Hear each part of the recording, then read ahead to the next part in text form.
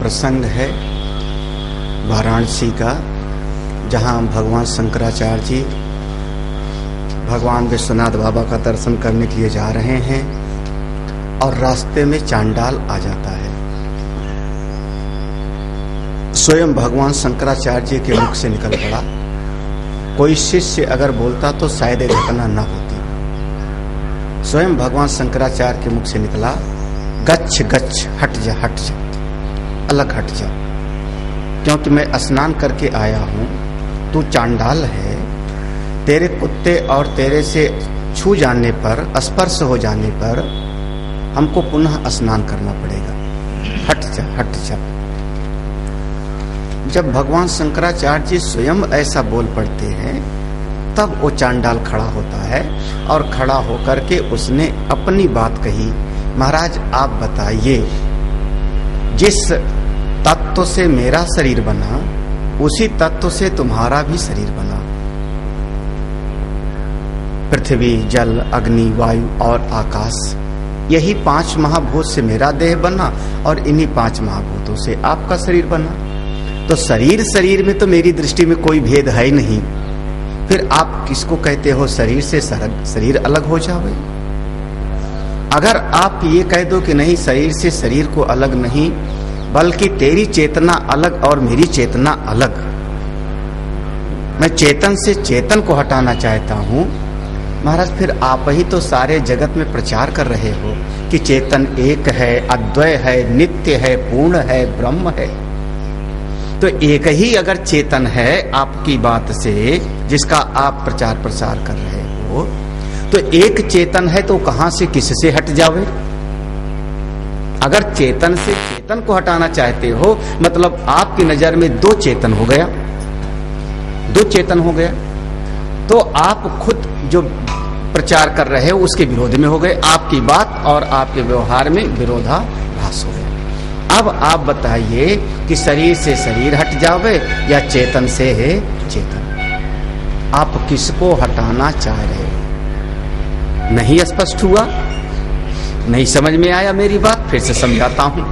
हे महाराज, अगर 10 घड़े रखे हों, 10 पात्र रखा हो और 10 पात्र में जो आकाश है, वो आकाश में कौन सा भेद है?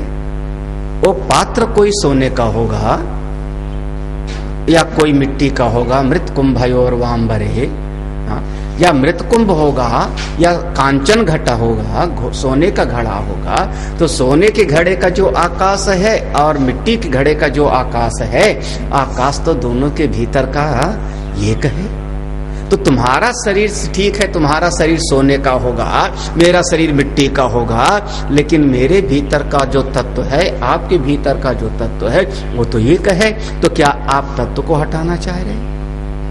अगर आप शरीर से शरीर को हटाना चाहते हो तो अज्ञानी, अगर आप चेतन से चेतन को हटाने की बात कह रहे हो तो भी आप अज्ञानी। आप किसको कहते हो हट जाओ?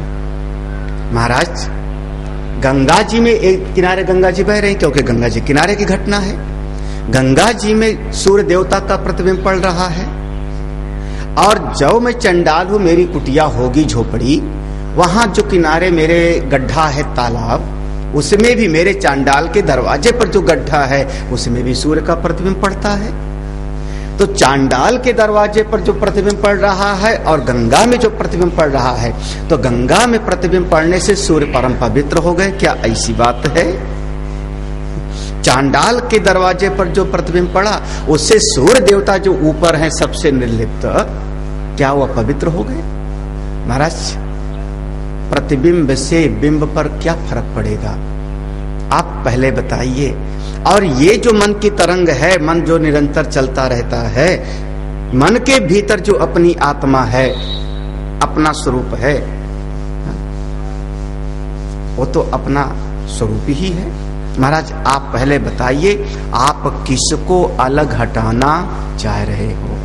क्योंकि समस्त चंचलताओं के भीतर अपना स्वरूप तो नित्य ही है ना, अपने भीतर। आप किसको हटाना चाहते हैं? आप पहले हमको बताओ। भगवान शंकराचार्य जी वहीं खड़े हो जाते हैं, कोई उत्तर नहीं देते। यहाँ तो कोई उत्तर ही नहीं है, बल्कि उन्होंने प्रणाम किया उन्होंने कहा बस मैं, जिसकी ऐसी दृष्टि है, सबको नहीं, हाँ, जिसकी ऐसी दृष्टि है, और दृष्टि नहीं बल्कि दृढ़ प्रज्ञा शब्द प्रयोग किया है, दृढ़ प्रज्ञा यस्यापि चेत, चेत यदि किसी की प्रज्ञा बोध इतनी दृढ़ है कि मैं एक हूं, मैं आत्मा हूं, तो चाहे चांडाल हो और चाहे वो विप्र हो, वो तो मेरा गुरु ही है। चांडालो अस्तु सातु द्विजो अस्तु गुरु इत्येषा मनीषा मम।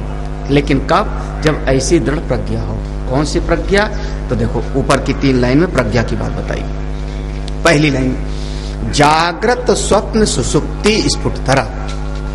ये जागृत अवस्था, स्वप्न अवस्था और सुसुप्ति अवस्था, ये तीनों अवस्थाएं जिससे स्फुटित हो रही हैं, जिससे प्रकट हो रही हैं। स्फुटतरा जिससे प्रकट हो, स्फुट माने जैसे बीज फट गया, बीज फट गया तब उसमें से अंकुर निकलेगा, फिर उसमें से पत्तियां निकलेंगी, तो उसको हम कहते हैं स्फोट होना।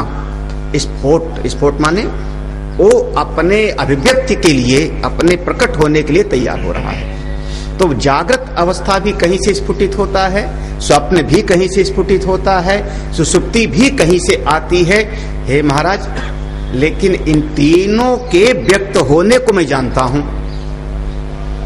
देखो, अब मैं जग रहा हूं, अब मैं सपना देख रहा हूं, अब मैं सोने जा रहा हूं, ये तीनों अवस्थाओं को देखने वाला मैं हूं। या संबित, ये जो देखने वाला है, वास्तव में तो इस देखने वाले की दृष्टि से ही ये सब का सब निकलता है।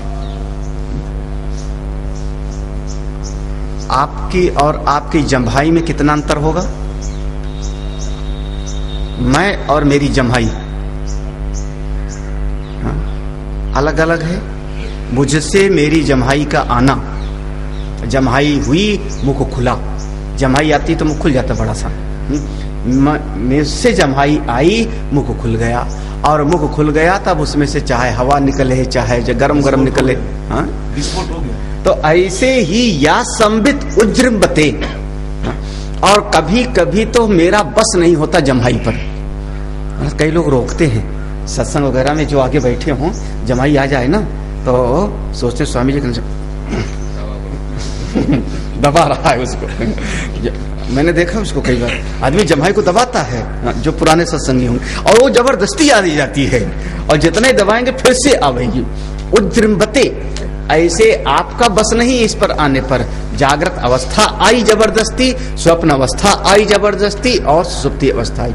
तो तीनों अवस्थाओं की उत्पत्ति, स्थिति और प्रलय होता है, लेकिन तीनों अवस्थाओं की उत्पत्ति, स्थिति, प्रलय को मैं जानता हूं। यह संबित, जिस बोध से आप जानते हो, जिस ज्ञान से जानते हो कि नहीं मैं जग रहा हूं, मैंने सपना देखा, मैं सोया हूं, वो जो चेतन है जिससे जानता हूं वही मैं हूं। जिसकी ऐसी प्रज्ञा है वो मेरा गुरु है।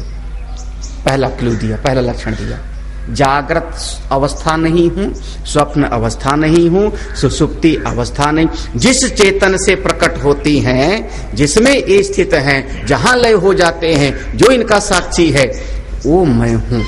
जिसको ये ज्ञान है, वो कोई भी क्यों ना हो, वो मुझको, मैं प्रणाम उसको करता हूं। फिर दूसरी लाइन में कहते हैं, हाँ, या ब्रह्मादि पिपी की, जो चेतन, या माने जो चेतन, जो चेतन तत्व ब्रह्मा में है। अच्छा, ब्रह्मा को भी तो पता होगा ना कि मैं कमल के फूल पे बैठा हूं, कि नहीं पता है उनको? किस संबित से, किस ज्ञान से? ब्रह्मा को तो भी पता होगा कि सामने नारायण प्रकट हो गए। ब्रह्मा को भी तो पता है कि अब मुझको सृष्टि बनाना है। ब्रह्मा को भी अपने देह का तो बोध होगा, स्वयंभू ब्रह्मा है तो देह का तो बोध होगा। जगत का निर्माण करने वाला हिरण्यगर्भ को किस संबित से? बोले ब्रह्मा के भीतर भी जो चेतन है वो, और वही चेतन एक चींटी के भीतर है। तो जो ब्रह्मा का ज्ञान है और जो चींटी का ज्ञान है, दोनों के ज्ञान में कोई फर्क नहीं। किस चीज का ज्ञान है इसमें फर्क है, हाँ? कितना ज्ञान है इसमें फर्क है, किस चीज का ज्ञान है, कितना ज्ञान है, इसमें फर्क है। लेकिन जो ज्ञान है वो ब्रह्मा और चींटी का बिल्कुल है। तो ब्रह्मा से बड़े से लेकर के छोटे से छोटे तक सृष्टि के समस्त सृष्टि में जो ज्ञान है, चेतन है, वही मैं हूं। ब्रह्मादि पिपीकाल तनुष प्रोता जगत साक्षिणी, सारे जगत का जो साक्षी तत्व है।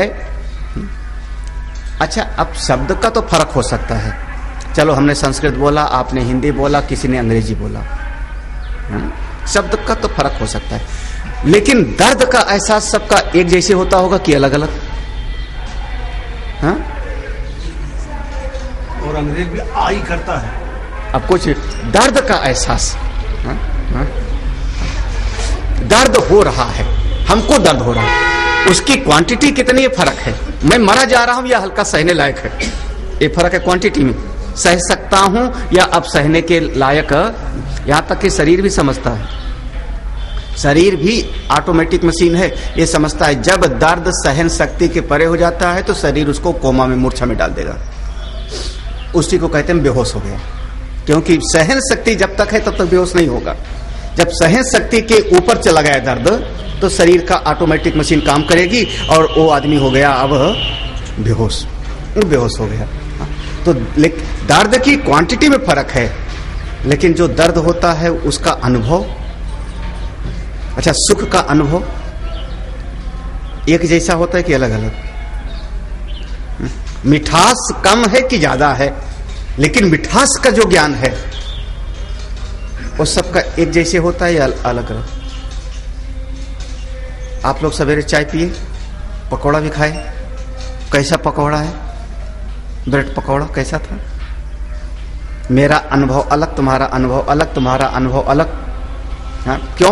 क्योंकि मैंने 3 खाया, तुमने 5 खाया। कहोगे ऐसा? हाँ?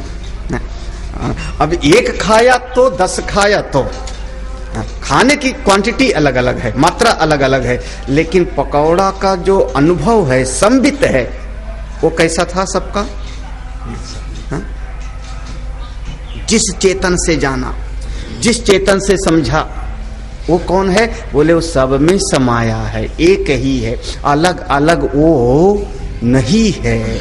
ब्रह्मा से लेके चींटी पर्यंत सब में वही ओतप्रोत है, सारे जगत का साक्षी है, वही चेतन मैं हूं। सा ये वहम न च दृश्य वस्तु, वही चेतन मैं हूं, ये दृश्य जगत मैं नहीं हूं। जिसकी ऐसी निष्ठा है, दृढ़ प्रज्ञा है, ऐसा कोई भी व्यक्ति हो उसको मैं प्रणाम करता हूं, वो मेरा गुरु है। कितना बढ़िया। कहां पर ले गए? दृश्य जगत पर नहीं, ले गए हैं दृश्य जगत के चेतन पर, जिस चेतन से इसकी सत्ता है, साक्षी पर, तत्व पर, उस पर ले जाकर के भगवान शंकराचार्य जी ने स्थापित किया है। ऐसा कोई भी है वो मेरा आचार्य है। अगला श्लोक बहुत बढ़िया। सस्वनस्वर विश्वमेव अखिलम, नहीं अच्छा भूल गए नीचे। ब्रह्मैवाहमिदं जगत सचकलम चिन्मात्र विस्तारितम,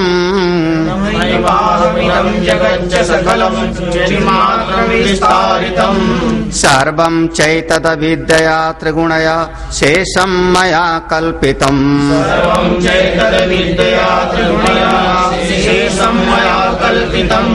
इत्थं यस्य दृढामति सुखतरे नित्ये परे निर्मले,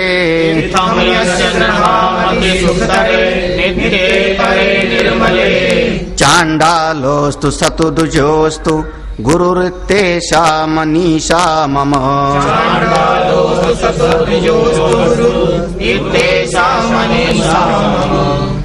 अब पहले श्लोक से इसको मिला लेना। वो जो संबित है चेतन, अभी तक ले आए कहां था? वो जो चेतन तत्व है संबित, सारे अवस्थाओं का साक्षी, सारे जगत के ब्रह्मा से लेके चींटी पर समस्त भूतों का साक्षी, वो चेतन वही ब्रह्म है और वही ब्रह्म मैं हूं। ब्रह्म एव अहम, ब्रह्म एव अहम, यहां तक है, इसका संधि विच्छेद कर लेना। ब्रह्म एव अहम, बाकी इदम अगले शब्द में चला जाएगा। इदम जगत, ब्रह्म एव अहम, ये जितना वो हमने बताया पहले श्लोक में, वो ब्रह्म ही कौन है? वो ब्रह्म है जो ब्रह्मलोक में रहता है, वैकुंठ लोक में रहता है। वो साम वाला सुनाएंगे। एक 3 सूत्र में देता हूं, समझना। अगर कोई कहे कि भगवान वो है, यानी क्या कहता है? भगवान परोक्ष है, भगवान परोक्ष है, कहीं दूर 7वें लोक पे आसमान में बैठे हैं, वैकुंठ में बैठे हैं।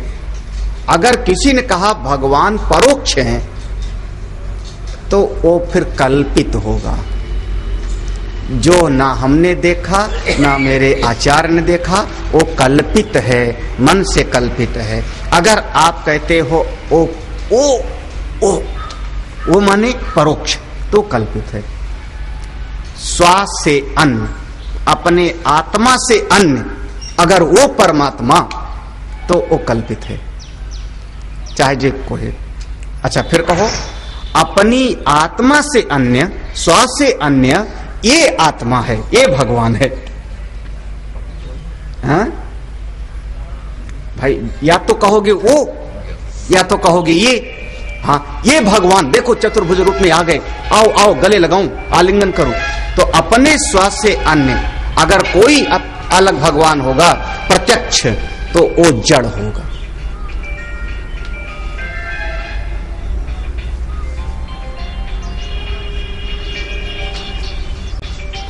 ब्रह्मैवाहमिदं जगत् सकलम चिन्मात्, ब्रह्म एव अहम, ब्रह्म एव।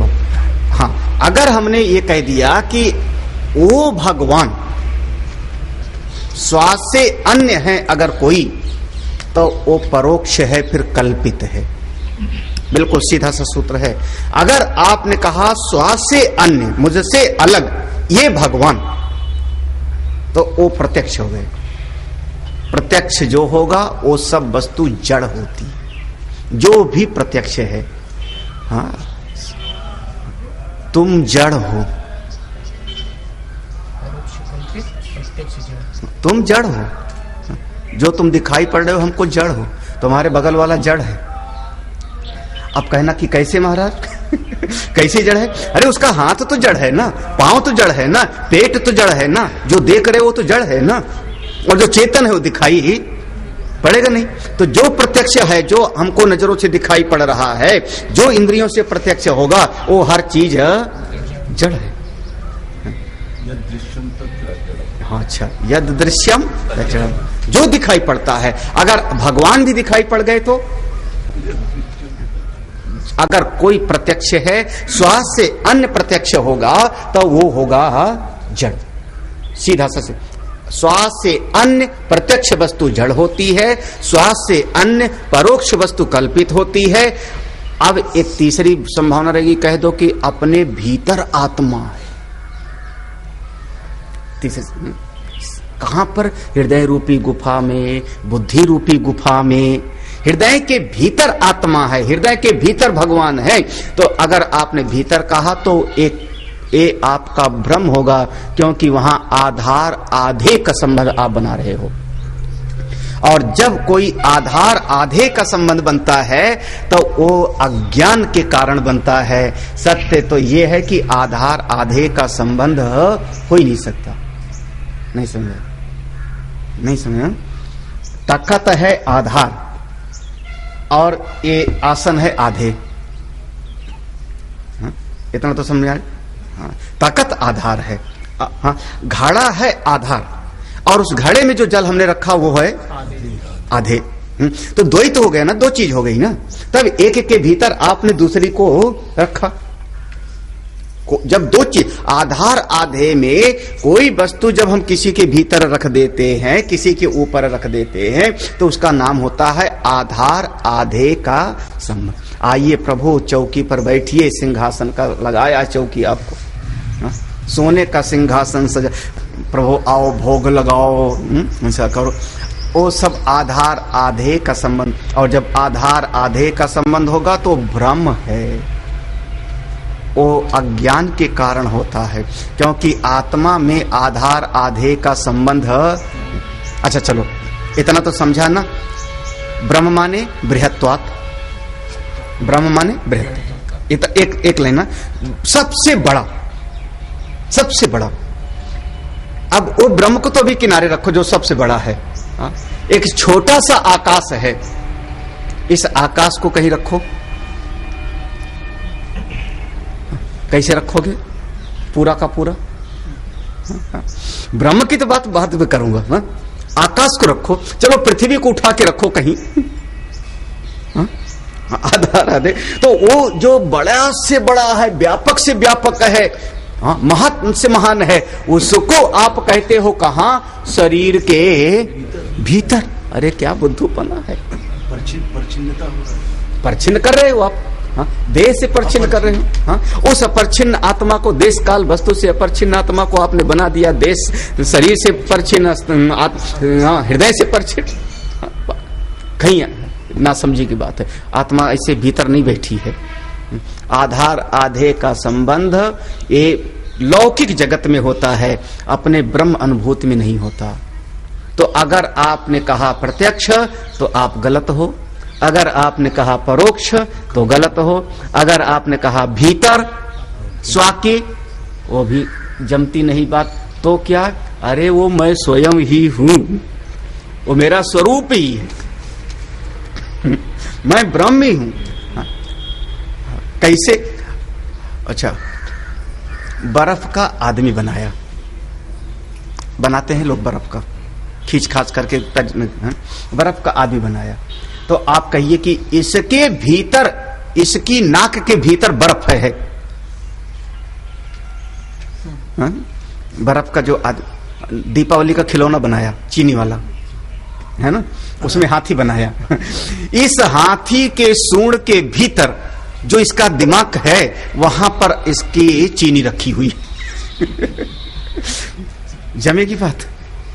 क्या बच्चों की? तो वो आप कहो चीनी मय है ना, वो चीनी उसका स्वरूप है, वो बर्फ मय है। सूंड भी अच्छी लगेगी और हाथ भी, पूंछ भी अच्छी लगेगी। तो आप मेरा ब्रह्म स्वरूप है, ब्रह्म एव अहम।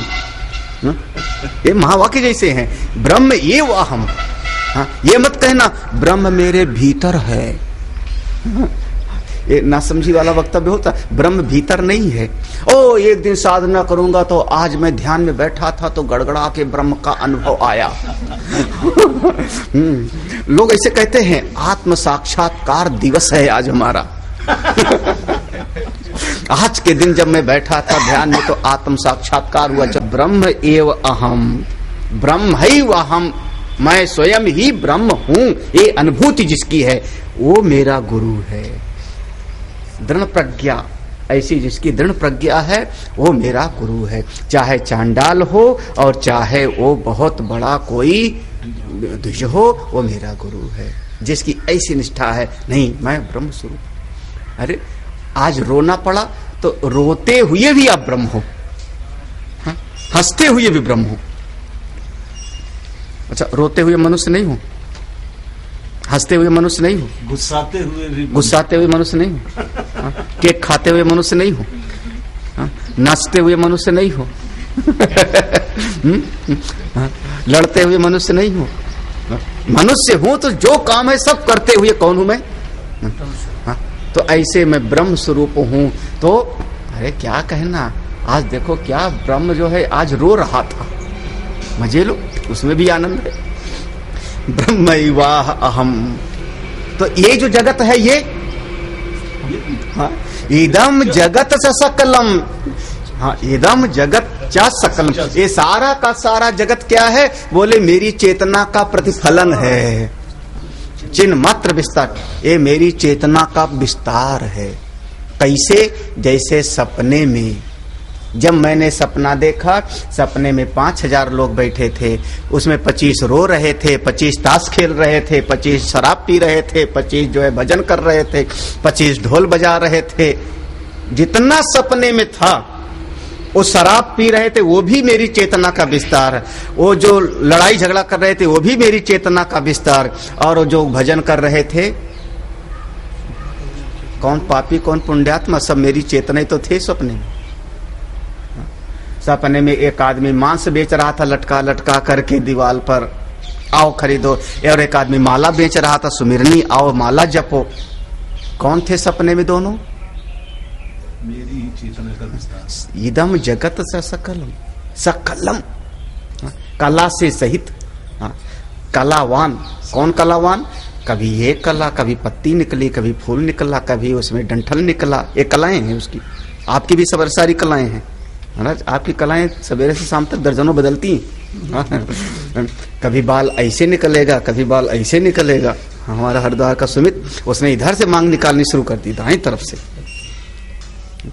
आप सब लोग बाएं तरफ से निकालते हो शायद ना, इधर से। उसने दाएं तरफ से निकाला और मैंने देख लिया। हम उल्टा निकालते हैं, हमारी भी उल्टी है, उल्टी तरफ निकालते। हाँ सही बात है। अब समझ आए। तो लगता है, तो हमको लगा ज्यादा फैशन वाला हो गया लड़का। हमने कहा यार मोड़ मुड़ाए तीन नफा, शीशा कंघा तेल बचा, सिर सफा गर्दन मोटा। उसने कहा फिर? हमने कहा मैं मुड़ा के आता हूँ, तू भी मुड़ा के आ जा। अब निकाल तू मांग दाई तरफ से। मुड़वा दिया मुझे आपने? हाँ उसी दिन। लेकिन पहले मुझको मुड़वाना पड़ा। गर्दन मोटी, सर सफा। देखा होगा तुमने ना, फिर बेचारे को मुड़वाना पड़ा। तो अब सवेरे से शाम तक कितनी कलाएं हमारी बदली। कभी मैं हंसा, कभी मैं रोया, कभी मैं कपड़े पहना, कभी जो है मंजन किया, कभी तेल लगाया, कभी चमकाया शरीर को, कभी क्रीम लगाया, पीढ़ी न फट जावे। कितनी कलाएं, सारी आपकी कलाएं हैं क्या? सब जितनी कलाएं बदली, मेरी चेतना का विस्तार है, तुम्हारी नहीं। मैं कह सकता हूं आप सब के सब मेरे भीतर की चेतना के विस्तार। आप कह दो स्वामी जी आप भी मेरी चेतना के कह सकते हो। क्यों? क्योंकि हमारी और आपका चैतन तत्व तो अलग अलग है। कैसे? बिल्कुल वही। आप दृष्टांत ले सकते हो सिनेमा का। सिनेमा में पर्दे पर चाहे हाथी दिखाई पड़े, चाहे घोड़ा दिखाई पड़े, चाहे आग दिखाई पड़े, चाहे रोना गाना दिखाई पड़े, वो सब का सब केवल प्रकाश की किरणों का खेल है। एक पीछे से एक कमरा होता है, प्रोजेक्टर रूम उसका नाम है। प्रोजेक्टर, प्रोजेक्टर की हिंदी मार्ग विस्तार। प्रोजेक्टर, प्रोजेक्टर की हिंदी उसका नाम होता है अंग्रेजी में प्रोजेक्टर। हाँ प्रक्षेपण।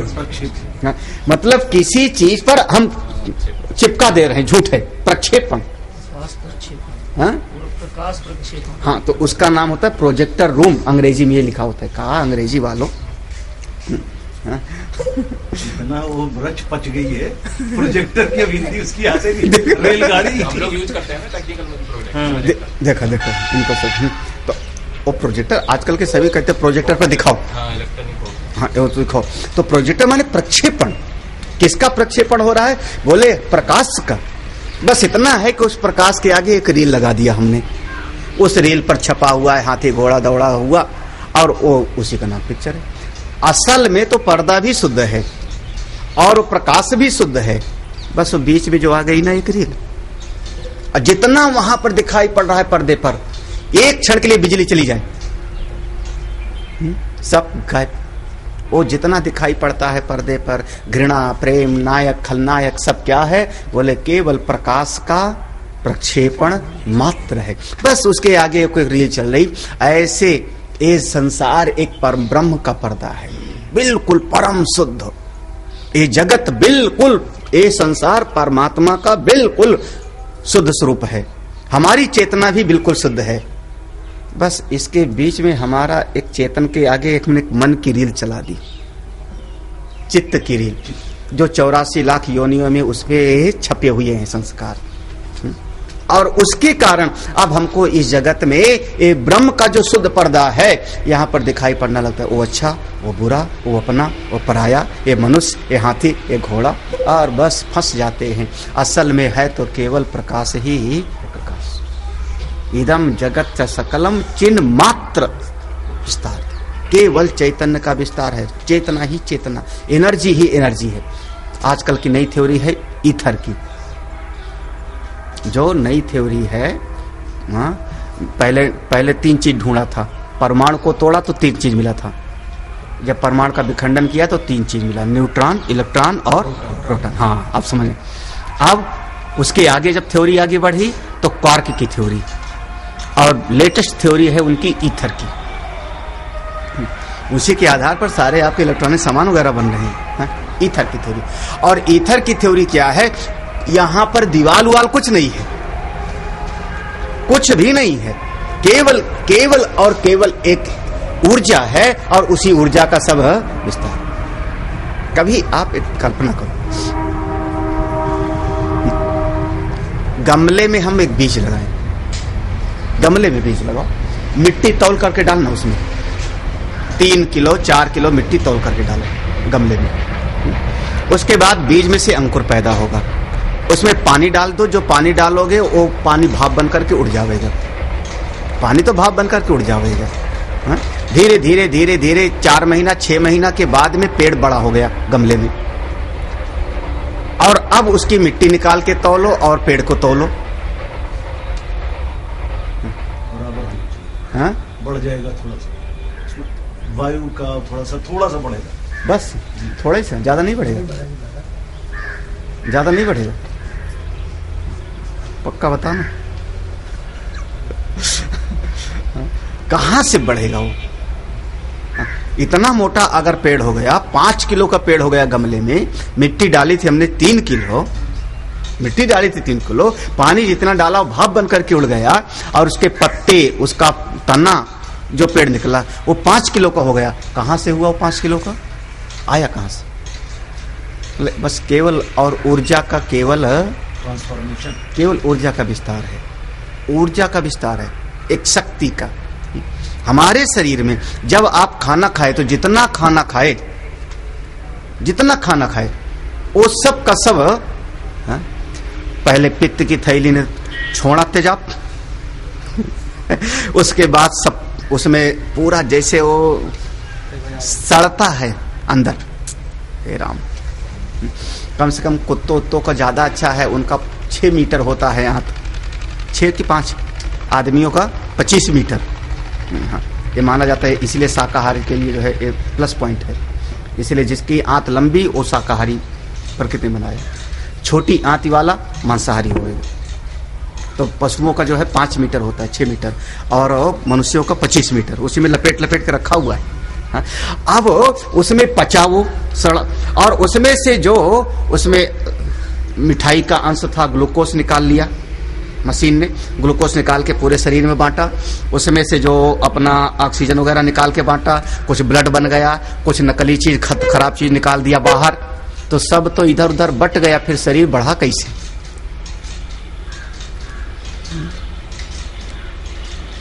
बढ़ा कैसे शरीर? हाँ? बोले बस कहीं न कहीं एक ऊर्जा का, इदम जगत च सकलम चिन्ह मात्र विस्तार, कुछ नहीं है इस जगत में, देखने वाले की नजर तो हो, यहाँ केवल चैतन्य ही खेल रहा है, कण कण में वो चेतना का विस्तार ही है। कोई दृश्य वस्तु नहीं है, कोई जड़ वस्तु नहीं है, कोई पराई वस्तु नहीं है, सब का सब मेरा अपना स्वरूप ही है। जो ये समझता है वो मेरा गुरु। ध्यान देना, क्यों मैं ऐसे वैसे को गुरु नहीं है, जो ऐसा समझता है कि जगत में नाम रूप कुछ है ही नहीं, केवल मेरी चेतना ही चेतना है। अच्छा, फिर नहीं समझता, क्या नहीं समझता ऐसा ज्ञानी? बोले सर्वम च एतद् अविद्या, ये जितना भी कुछ है जो हमको दिखाई पड़ता है नाम रूप में, ये सब का सब अज्ञान से दिखाई पड़ता है, अविद्या से दिखाई। सर्वम च एतद्, आज तक जितना आप समझते थे, ज्ञान होने के पहले जितना मैं समझता था सर्वम, वो सब का सब अज्ञान से, अविद्या से, माया से। कौन सी माया? बोले जो 3 गुण वाली है, उसी में मैं खेल रहा था, त्रिगुणया। सब का सब आज तक मैं अज्ञान में था, माया में था, सबका। और जितने लोग ये नाम रूप देखते हैं वो सब के सब माया के अंदर हैं, सीधा कहो अविद्या से ग्रसित हैं, 3 गुणों में बेचारे खेल रहे हैं, त्रिगुणया, लेकिन जो अशेष है वो मया कल्पितम। सत्य तो यह है कि ये सब मेरे द्वारा कल्पित ही है। भले कोई खेले तो, भले कोई मौज करे तो, जो गेम बनाने वाला होता है उस गेम को हल कर लेगा सवाल कि नहीं? तभी बना पाएगा, तभी बना पाएगा, तो नहीं बना ही नहीं पाएगा। आप लोग तो परेशान हो जाओगे आप लोग तो जी। एक कंप्यूटर पर गेम दे दो, हल करो इसको, ईड़ी चोटी के पसीने लग जाए। और बनाने वाला जो सॉफ्टवेयर इंजीनियर है जिसने बनाया, हाँ, अरे एक चौकोर सा ऐसा होता है सफेद और लाल वाला, उसको सेट करो, घूमता रहता है, मैं घंटों लगा रहा उसमें, हाँ, सेट करने में, हाँ, होता ही नहीं। हाँ, और एक बच्चा कुट ऐसे 3-4 बार किया, ऐसे खेल दिया। हमने कहा देखा तो महाराज ये सारा जगत जितना दिखाई पड़ा, सारे बच्चे जिसमें खेल रहे हैं और उनकी समस्या हल नहीं हो पा रही है, ज्ञानियों के लिए वो सब चुटकी बजाने का है। शेषम अशेषम, अशेषम मया कल्पित, सब कुछ मेरे द्वारा कल्पित। इत्थम यस्य दृढ़ामति, जिसके भीतर ये पक्का मति है, यस्य जिसकी ऐसी मति है, लेकिन कितनी दृढ़ा। देखो पहले भी कहा था दृढ़, डामाडोल वाला नहीं कि लल्लू राम आए और हिला गए, तुम जीव हो तो फंस गए उसी ना। कोई भी आवे, दृढ़ा माने कोई भी आ जावे, तूफान आंधी जैसा आ जाए, मैं ब्रह्म हूं, इससे कभी डामाडोल हूं। ठीक है, आपके लॉजिक को उत्तर नहीं दे पाता हूं, आपने कोई तर्क किया जिसका उत्तर मेरे पास नहीं है, लेकिन फिर भी मैं ब्रह्म हूं, इससे कभी डामाडोल ना हो। दृढ़ामति सुख तरे नित्य परे निर्मले, किसमें कौन है ब्रह्म? बोले जो नित्य है, आनंदमय है, निर्मल है। अब ये 3 जो है हमारे लक्षण दिया, नित्य परे सुख तरे निर्मले। परे माने नाम रूप के परे, परछिन्नताओं से परे, सूक्ष्म से सूक्ष्म, महान से महान, विरुद्ध धर्माश्रयत्वात्, विरुद्ध धर्माश्रय।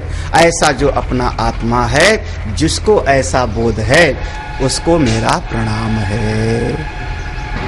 ये जितना भी कुछ है, ये सब का सब केवल चेतना का विस्तार है। सत्य तो केवल मैं ही मैं हूँ। मेरी आत्मा मुझसे अलग नहीं, मेरे सामने नहीं, मेरे भीतर भी नहीं।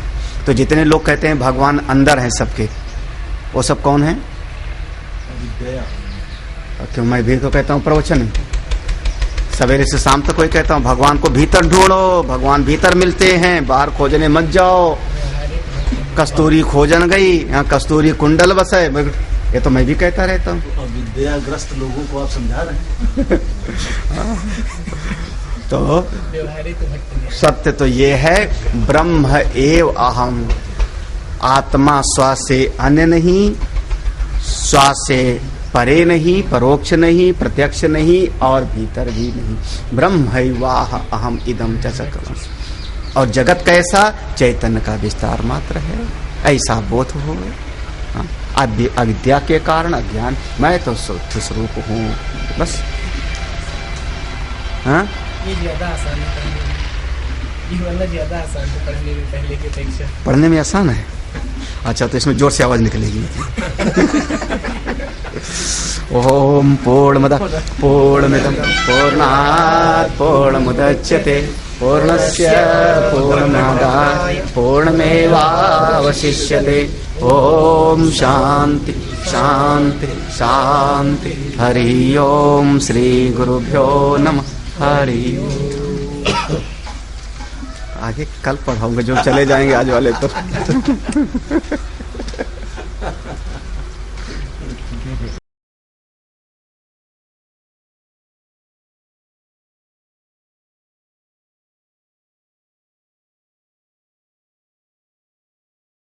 जाग्रत स्वप्न सुषुप्ते से स्फुटतरा या संवेदो जृंभते। या संवित् जुम्रते या ब्रह्मादि पिपील कांत तनुषु प्रोता जगत साक्षिणी या ब्रह्मादि पिपील कांत तनुषु प्रोता जगत साक्षिणी सैवाहं न च दृश्य वस्तु इति दृढ़ प्रज्ञापि यस्यास्ति चेत् सैवाहं न च दृश्य वस्तु इति दृढ़ प्रज्ञापि यस्यास्ति चांडालोस्तु सतो द्विजोस्तु गुरुरित्येषा मनीषा मम चांडालोस्तु सतो द्विजोस्तु गुरुरित्येषा मनीषा मम ब्रह्मैवाहमिदं जगत् सकलं चिन्मात्र विस्तारितम् ब्रह्मैवाहमिदं जगत् सकलं चिन्मात्र विस्तारितम् सर्वं चैतदविद्यया त्रिगुणया शेषं मया कल्पितम् सर्वं चैतदविद्यया त्रिगुणमया शेषं मया कल्पितम् एत्थं यस्य दृढामति सुखतरे नित्ये परे निर्मले इत्थं यस्य दृढामति सुखतरे नित्ये परे निर्मले चांडालोस्तु सतो द्विजोस्तु गुरुरित्येषा मनीषा मम चांडालोस्तु सतो द्विजोस्तु गुरुरित्येषा मनीषा मम। यहाँ पर जो छपा है गुरु इत्येषा, मूल रूप से गुरु रितेशा होगा। यहाँ पर विसर्ग का रा हो जाता है, वो संधि विच्छेद करके छापा है, नहीं तो विसर्ग का रा हो जाता है। गुरु रितेशा, पाठ भेद बिल्कुल सही होना चाहिए, पाठ भेद नहीं होना चाहिए। हमारे वेदांत में चारों वेद के 4 महावाक्य हैं। ऋग्वेद का जो महावाक्य है प्रज्ञानम ब्रह्म, उसको ब्रह्म का लक्षण वाक्य हम कहते हैं। प्रज्ञानम ब्रह्म ऋग्वेद का ऐतरेय उपनिषद का, ऋग्वेद का ऐतरेय उपनिषद का प्रज्ञानम ब्रह्म वो लक्षण वाक्य है। आत्मा कैसा है, ब्रह्म कैसा है, उसके स्वरूप को बताया। जो यजुर्वेद है दूसरा वेद, उसका महावाक्य अहम ब्रह्मास्मि बृहदारण्यक उपनिषद का वो अनुभूति वाक्य कहा जाता है।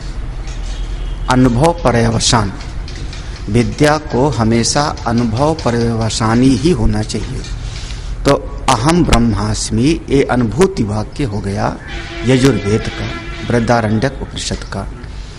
और तीसरा सामवेद का छांदोग्य उपनिषद का उपदेश वाक्य है तत्वमसि, जिसमें साधन का निरूपण है, उपाय का निरूपण है, उपदेश है कि ऐसा विचार करो, ऐसा चिंतन करो। और अंत में अथर्ववेद का मांडुक्य उपनिषद का महावाक्य है अयम आत्मा ब्रह्म। अयम आत्मा ब्रह्म, वैसे ये महावाक्य बृहदारण्यक में भी है, बृहदारण्यक में भी ये मिलता है। लेकिन जब चारों वेद के हिसाब से इसका निर्णय करेंगे तो अथर्ववेद का मांडुक्य उपनिषद का महावाक्य अयम आत्मा ब्रह्म, ये स्व की तरफ इंगित वाक्य है, अपनी आत्मा की तरफ लक्षित वाक्य है। तो यहाँ 4 श्लोकों में ये 4 महावाक्य का निरूपण करके भगवान शंकराचार्य जी कहते हैं जिसकी ऐसी अनुभूति है वो मेरा आचार्य गुरु ही है। सबसे पहला जो वाक्य था जागृत स्वप्न सुषुप्तिषु, ये प्रज्ञानम ब्रह्म का ही एक तरीके से भाष्य है।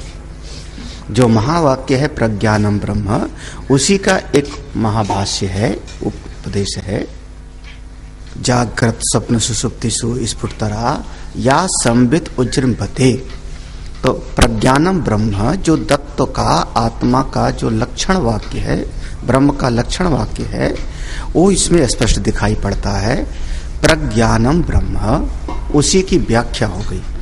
जागृत स्वप्न सुषुप्ति, ये तीनों अवस्थाओं में जो प्रज्ञा स्फुटित हो रही है, जिससे इसका बोध हो रहा है, संबित हो रही है, वही ब्रह्म है। और वो कैसा है? ब्रह्मा से लेकर के चीटी पर्यंत सारे जगत में व्याप्त होकर के साक्षी है। हाँ, तनुसु प्रोता जगत साक्षी। तो एक साक्षी होता है पृथक बन करके।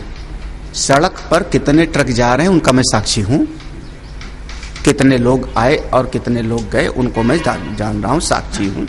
लेकिन अगर मैं सड़क पर जाने वाले का साक्षी हूं तो मैं अलग होकर साक्षी हूं, मैं पृथक होकर के साक्षी हूं। ये ब्रह्म तत्व कैसा है?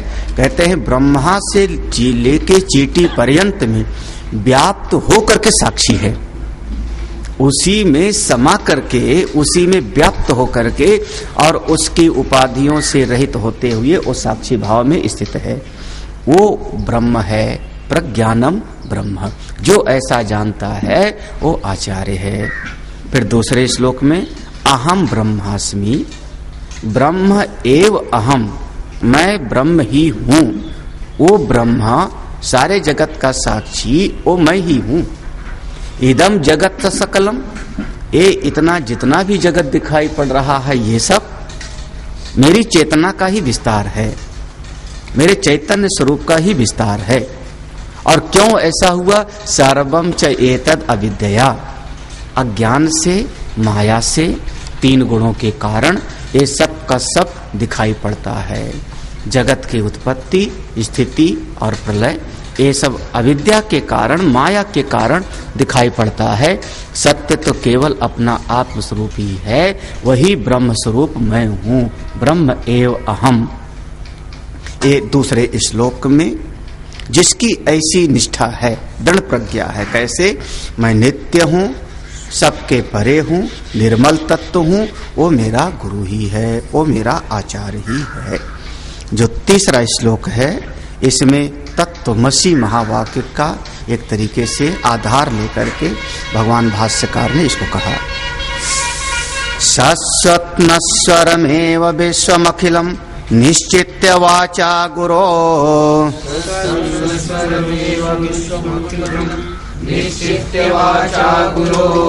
नित्यं ब्रह्म निरन्तरं विमृशता निर्व्याज शान्तात्मना, नित्यं ब्रह्म निरन्तरं विमृशता निर्व्याज शान्तात्मना, भूतं भावि च दुष्कृतं प्रदहता संविन्मये पावके, भूतं भावि च दुष्कृतं प्रदहता संविन्मये पावके, प्रारब्धाय समर्पितं स्ववपुः इत्येषा मनीषा मम, प्रारब्धाय समर्पितं स्ववपुः इत्येषा मनीषा मम। शाश्वत नस्वरम एव विश्वम अखिलम। पहला निश्चय करो, सबसे पहला निश्चय करो क्या चीज? कि नस्वरम एव विश्वम, इदम विश्वम नस्वरम एव। ये सारा का सारा विश्व, जितना भी विश्व माने, विश्व माने हाँ, विश्व माने संसार, संसार माने जगत, जगत माने दुनिया, दुनिया माने लोक। दिखाई दे रहा है सब विश्व है।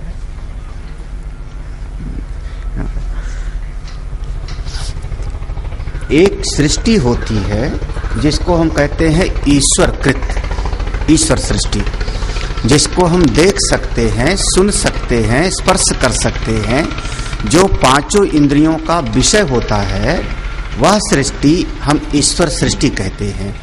और शास्त्र की भाषा में उसको हम नाम देते हैं जगत। जायते गच्छति तिष्ठति इव इति जगत। तो जिसको पांचों इंद्रियों के द्वारा हमने हाथ से स्पर्श किया, हमने कानों से सुना, हमने वाणी से चखा, ये जो पांच विषय वाला जगत है, पेड़ है, ईंट है, दीवार है, ये है जगत।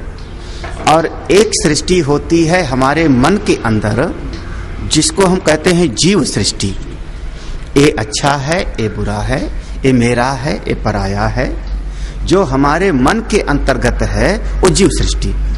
तो जो इंद्रियों से उपलब्धि होती है जिसकी, वो है जगत। और इंद्रियों से उपलब्धि नहीं होती। मैं पने को दिखाओ इंद्रियों से, मेरा पने को दिखाओ इंद्रियों से। तो मेरा क्या है? मेरा वो इंद्रियों से नहीं दिखाया जा सकता। जिसकी इंद्रियों से उपलब्धि नहीं होती लेकिन मना कल्पित होता है, अपने मन के द्वारा संरचित होता है, वो है संसार। हाँ, सम्यक रूपेण असारा हिति संसारा, वो संसार। और जब हमको दोनों को एक साथ संबोधित करना होता है, ईश्वर सृष्टि प्लस जीव सृष्टि, दोनों को एक साथ हमको कहना होता है, तो मैं कह देता हूं विश्वम। दोनों को एक साथ में हमने मिलाकर के कह दिया। तो ईश्वरकृत और जीवकृत, ये दोनों सृष्टि उसमें समा गई, तो कुछ बाकी नहीं। क्योंकि ज्ञान से, विद्या से, ब्रह्म विद्या से केवल जीव सृष्टि का नाश है। ब्रह्म विद्या से जीव सृष्टि का नाश होता है, लेकिन ईश्वर सृष्टि का बात होता है। ईश्वर सृष्टि ज्यों की त्यों प्रतीति होती रहती है, उसका निषेध हो जाता है, लेकिन नाश तो केवल जीव सृष्टि का होता है। तो ये जो दो सृष्टि है, जगत और संसार, दोनों को जब एक साथ हमको कहना होता है, तो मैं कहता हूं विश्वम। तो इदम विश्वम, ये जितना कुछ भी विश्व है, मतलब हिरण गर्भ की बनाई सृष्टि और हमारे मन की बनाई सृष्टि, ये सब का सब शाश्वत नश्वरम, नश्वर ही है, नाश होने वाला है। कब? अभी नाश हो जाएगा, पहले तो नहीं नाश था। बोले नहीं, शाश्वत है। एक शाश्वत नियम यही है, असली नियम यही है कि जो दिखाई पड़ रहा है वो नष्ट हो जाए, चाहे ब्रह्मा की बनाई दुनिया हो, चाहे मेरी बनाई दुनिया हो। शाश्वत आखिरी सत्य यही है, अंतिम सत्य यही है कि वो सब बदल जाएगा, परिवर्तन हो जाएगा, नष्ट हो जाएगा। ये निश्चय करो, पक्का कर लो इसको। निश्चित, निश्चित माने दृढ़ निश्चय करो कि ये जगत, ये संसार, ये विश्व सब का सब परिवर्तनशील है और दृष्ट नष्ट स्वभाव वाला है। दृष्ट नष्ट, देखते देखते नष्ट होने वाला, देखते देखते दुनिया बदलने वाली है। ऐसा निश्चय करो। कैसे निश्चय करें? उपाय क्या है? वाचा गुरु, गुरु के माध्यम से श्रवण करके, गुरु के माध्यम से सुन करके, क्योंकि अपने आप निश्चय करने जाओगे तो ये नहीं होगा। यहां पर आ गया सदगुरु की शरणागति, गुरु उपसदन। बिना गुरु के पास गए हमको उनके श्रवण के बगैर ये निश्चय नहीं होगा। ज्यादातर संसार में कामना की पूर्ति वाला उपाय बता दिया जाएगा। अमुक कामना है तो ये वाला यज्ञ कर लो, पुत्रेष्ठ यज्ञ कर लो, अमुक कामना है तो राजसोई यज्ञ कर लो। लेकिन जब तक शास्त्र और संत, उसमें भी संत और शास्त्र में भी जो ब्रह्म विद्या के वेदांत के आचार्य हैं, जब तक उनके उपदेश हमको श्रवण करने को नहीं मिलते, तब तक ये निश्चय नहीं होता। सगत नष्ट होने वाला है। अन्यथा तो आश्चर्य तो तब लगता है ना कि कैलाश मानसरोवर तक यात्रा करके जाएं, और कैलाश मानसरोवर में भी हवन कराया गया, हवन किया, और हवन कराने वाले महामंडलेश्वर जी, महामंडलेश्वर बड़े, जबकि सन्यासी को हवन नहीं करना चाहिए। वो हवन आहुति दी, हमें तो नहीं दी, हमें उठाया है। और कहते हैं कम से कम भोले बाबा से प्रार्थना है, जितने यात्री हमारे साथ आए सबको 100 करोड़ तो मिलना ही चाहिए, इससे कम में तो काम नहीं चलेगा। उनके साथ सब दिल्ली के बड़े बड़े व्यापारी थे, बड़े बड़े दिल्ली के, बम्बई के, नेपाल के बड़े बड़े बिजनेस वाले। 100 करोड़ से कम में तो काम है, क्योंकि 10 करोड़ तो खुदे घर में तो अब ऐसी स्थिति में कि जगत मिथ्या है, ये निश्चय जल्दी ही होता नहीं।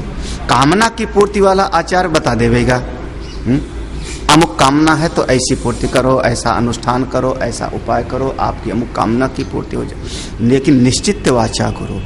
जैसे वशिष्ठ भगवान से दशरथ जी को तो पुत्रेष्ठ यज्ञ का पता लगा, लेकिन भगवान राम को जब उपदेश दिया उन्होंने तब जगत के अनित्यत्व का ही बोध है। योग वशिष्ठ में भगवान राम को जब उपदेश करते हैं वही वशिष्ठ, तो संसार तीनों कालों में जिसकी सत्ता नहीं है, याद है कारिका? आदावंते चयन्नास्ति वर्तमाने अपि तत्तथा वितथै सदृशा संतो अभितथा इव लक्षित। याद होना चाहिए जो आदि में नहीं है, पहले नहीं था, अंत में नहीं होगा, वो बीच में भी नहीं होता। जो पहले नहीं था, हाँ, 10 साल पहले नहीं था, जो 10 साल बाद में नहीं रहेगा, आज बोले वो भाषित हो रहा है, वो दिखाई पड़ रहा है, असल में है ही नहीं। हाँ? ऐसा निश्चय कर लो। जब ऐसा निश्चय कर लोगे तो बड़े आनंद में रहोगे, क्योंकि 10 साल के बाद जाने वाला आज ही चला जाए तो खुश हो जाओ, क्योंकि जावेगा तो भाषित हो रहा है ही नहीं। एक कार्य का रट लेना चाहिए। आदा वंते चा यन्नास्ति, नहीं याद है? कल सुनो, मांडुक कार्य का है। आदा वंते च यन्नास्ति वर्तमाने यपि तत्तथा वितथई सदृशा संतो अभितथायु लक्षिता। अबे मत कहना जितना याद करते हैं वो तो पूछते नहीं, जो नहीं याद करते वही पूछ लेते। आदा वंते, आदि में जो नहीं है, आदि माने शुरुआत में, अंत में जो नहीं है, बीच में भी वो नहीं है। आपको नहीं दिखाई पड़ रहा है, अनुभव में आ रहा है, आंखों से देख रहा हूं, हाथों से छू रहा हूं, बातचीत कर रहा हूं, बोले वो भ्रम है आपका, उसी का नाम है तो सर्प, रस्सी पर सर्प, वही तो मायामयी है, वो है नहीं, प्रतीति हो रहा है। हाँ? हाँ? पत्नी पहले नहीं थी, जब पैदा हुई तो पत्नी नहीं थी, हाँ? जब मरेंगे तब नहीं रहेगी, तो बीच में भी हो। तो बीच में भी वो केवल भाषित हो रही है ही नहीं। हाँ? पुत्र पहले नहीं था, पुत्र बाद में नहीं होगा, तो बीच में भाषित हो रहा है नहीं वास्तव में। ये निश्चय जिसको हो जाता है वो अपने आनंद रहता है। हाँ? फिर सर्गे पिनोपजायन्ते प्रलये ना, सब नष्ट हो जावे, सब चले जावे, तो भी उसको कोई परवाह नहीं होती। क्यों? क्योंकि उसका निश्चय है कि पहले था ही नहीं। जब होता तब तो बिछुड़ता, जब होता तब तो नष्ट होता। शश्वत नश्वत प्रमेय विश्वमखिलम, ये तो निश्चित वाचा गुरु, निश्चय करने के लिए कहा गया, सुनने के लिए नहीं। सुना सबने है, सुन लिया है, सुन लिया है, याद भी हो जाएगा। निश्चित, निश्चित का अर्थ होगा कि चित्त में पूरी तरह से धारण हो जाए और उसी के अनुसार जीवन में एक निश्चिंतता आवे। निश्चय का परिणाम निश्चिंतता होना चाहिए। अगर ऐसा निश्चय है तो हमारा मन फिर निश्चिंत होना चाहिए, फिर परवाह न करे। वही चीज सर्गे पिनोपजायन्ते प्रलये ना पतन्ति च। अच्छा, फिर क्या निश्चय करे? नित्यम ब्रह्म निरंतरम। मैं कौन हूं? जब ये जगत अनित्य है, नश्वरमेव है, तब मैं कौन? बोले मैं ब्रह्म नित्य हूं, नित्यम ब्रह्म। ये मत समझना कि आज ब्रह्म का ज्ञान हो गया तो मैंने कहा अहम ब्रह्मास्मि, आज मैं ब्रह्म हो गया। तो कल क्या थे? बोले कल पापी जीव था। बोले मूर्ख, ऐसे थोड़े होता, ये भी निश्चय नहीं हुआ है। हाँ, कल पापी जीव था, आज मैं ब्रह्म हो गया हूं। बोले भ्रम है आपका, कल भी मैं ब्रह्म था, आज भी मैं ब्रह्म हूं, आगे भी रहूंगा। बस इतना है, कल मैं जानता नहीं था, कल हमको बोध नहीं था, आज हमको बोध हो गया। कल हमारे भीतर अविद्या रानी थी, आज अविद्या मिट गई, विद्या आ गई तो हमको बोध हो गया। लेकिन ब्रह्म तो था ही था।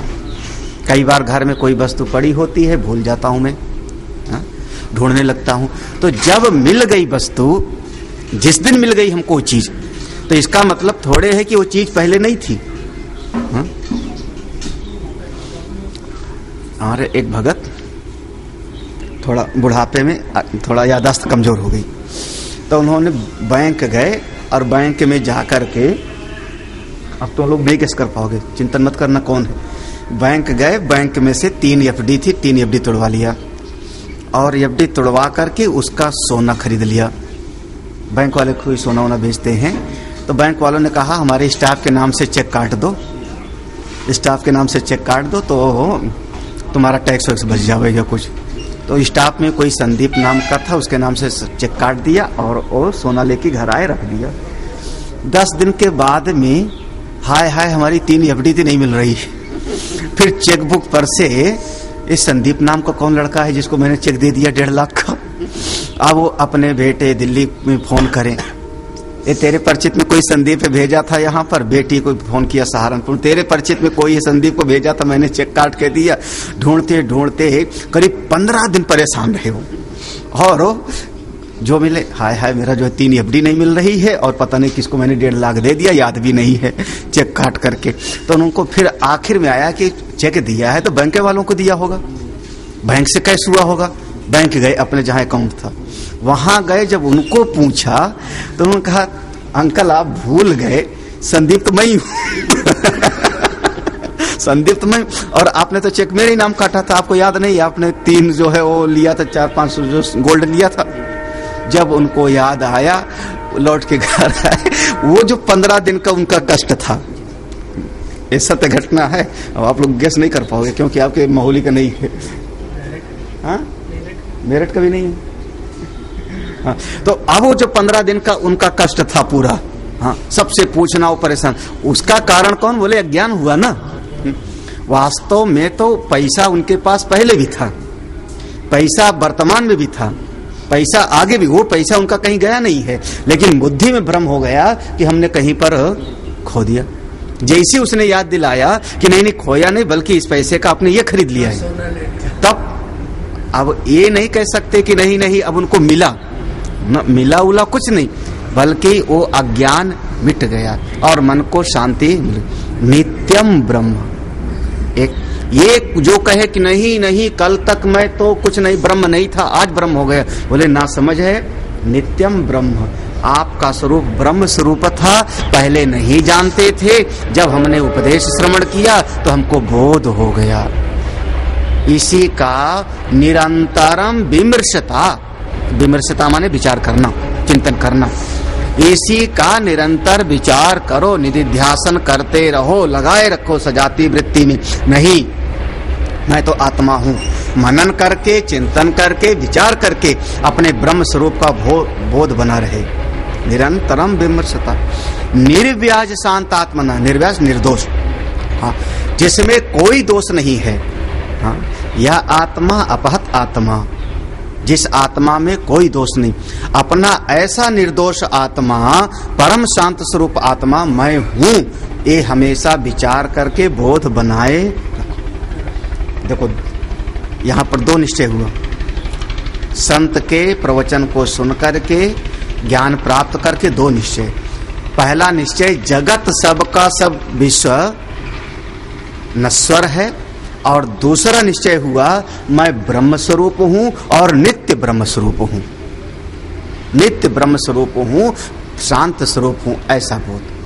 अब भूतम भावी च दुष्कृताम प्रदाता, भूतम भावी, भूतकाल और भविष्यकाल, ये दोनों को आपने ज्ञान की अग्नि में जला दिया। अब यहाँ पर भूत और भविष्य दोनों, या दूसरी भाषा में कह लो संचित और आगामी।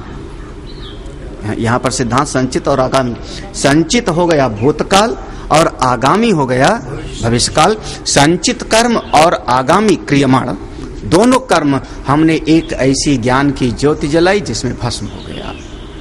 ज्ञान की अग्नि में दोनों स्वाहा, संचित कर्म सारे और आगे होने वाले क्रियमाण सबके सब जो वर्तमान चल रहा है।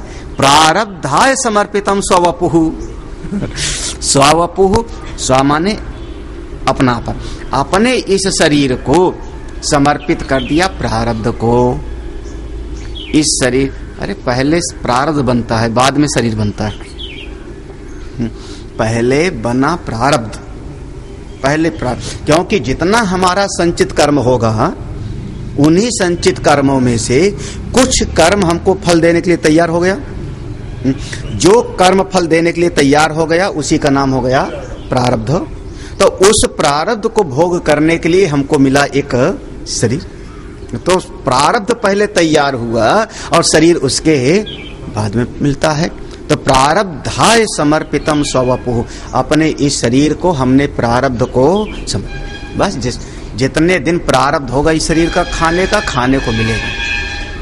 और जब खाने का नहीं होगा तो चाहे जितना खजाने के बीच में बैठा रहे उसको खाना नहीं मिलेगा, पक्का है।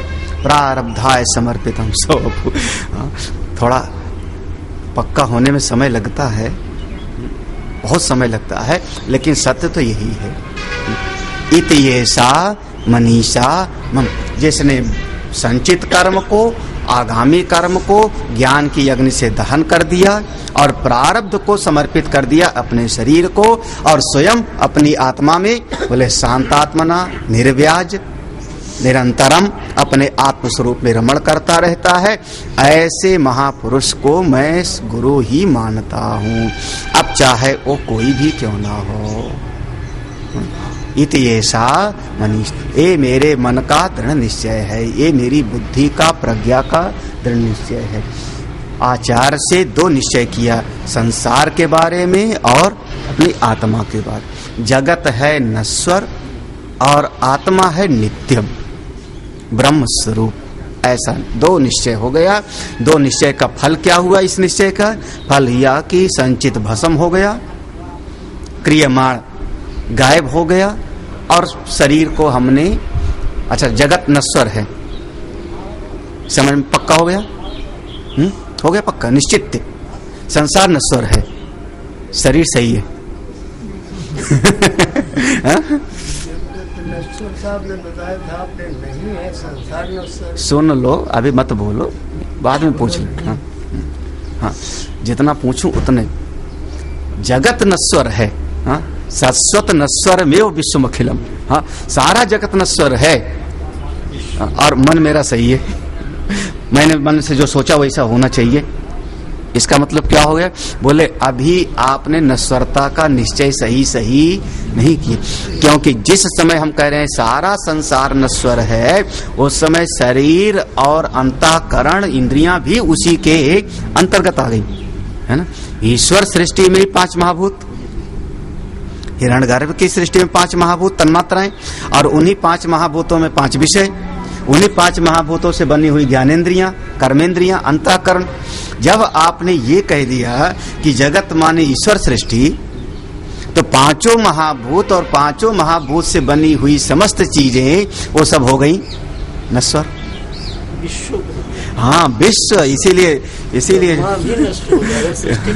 तो इसीलिए ज्यादातर यही होता है, सब झूठा और मैं सही। बोले वाह वाह, क्या बढ़िया ब्रह्म ज्ञान आपका है। ऐसा ब्रह्म ज्ञानी तो राम राम। बोले सारी दुनिया झूठी, मैं सही। बोले नहीं, ये शरीर भी झूठा, अंतःकरण भी झूठा, इंद्रियां भी झूठी, तब मैं कौन हूँ? बोले मैं तो ब्रह्म स्वरूप हूँ। ऐसा निश्चय करो। इसलिए तत्वमसी का हो गया। तत्वमसी माने तत् का निश्चय हो गया, जगत का, त्वम का निश्चय हो गया, नीचे की लाइन में नित्यम ब्रह्म निरंतरम। हाँ, ऐसा अपने त्वम का निश्चय करो, और जिसने ऐसा कर लिया परिणाम ये होना चाहिए नीचे का, भूतम भावी च प्रदहता। हाँ, समस्त भूत और भावी, संचित और आगामी समस्त को जला दिया और समर्पित कर दिया शरीर को प्रारब्ध पर, अपने आनंद विरमण करता है। ऐसा महापुरुष मेरा गुरु ही है। अगला श्लोक।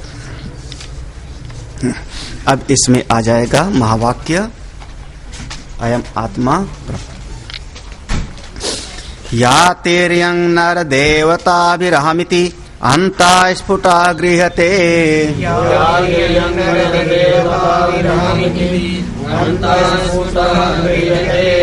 यद्भाषा हृदयाक्ष देह विषया भान्ति स्वतो चेतना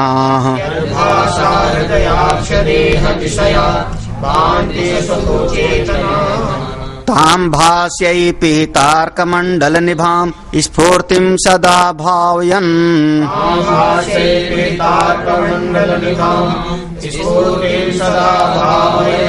योगी निर्वृत्त मानसो हि गुरु रित्तेषा मनीषा मम।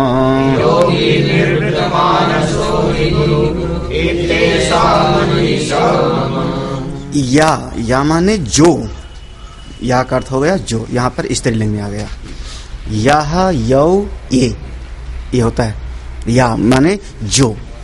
हाँ, या यौ ये नहीं होगा, 7 होते वो पुल्लिंग में हो गया। या माने जो, तिर्यंग हो गया हमारा तिरछा चलने वाला, तिरछा चलने वाला, जैसे जितने की पशु आदि हैं वो सब के सब तिर्यंग योनि में। पशु पक्षी जो तिरछा चलते हैं, रेंग करके चलते हैं, तिर्यंग। नर, नर माने जो खड़े हो गए पांव पर, हम लोग नर हो गए, नर। देवता, देवता, देवता की परिभाषा, दो परिभाषा होती है देवता की, देवता की खास करके। एक परिभाषा होती है हाँ, अच्छा, दधनाथ देवा, और दूसरा द्योतनाथ देवा। जो प्रकाशित करे वो देवता, जैसे सूर्य और चंद्रमा प्रकाशित कर रहे हैं, ये हमारे लिए देवता है। और जो हमको देता है, पवन देवता हमको देते हैं, जल के देवता देते हैं, वो देवता है।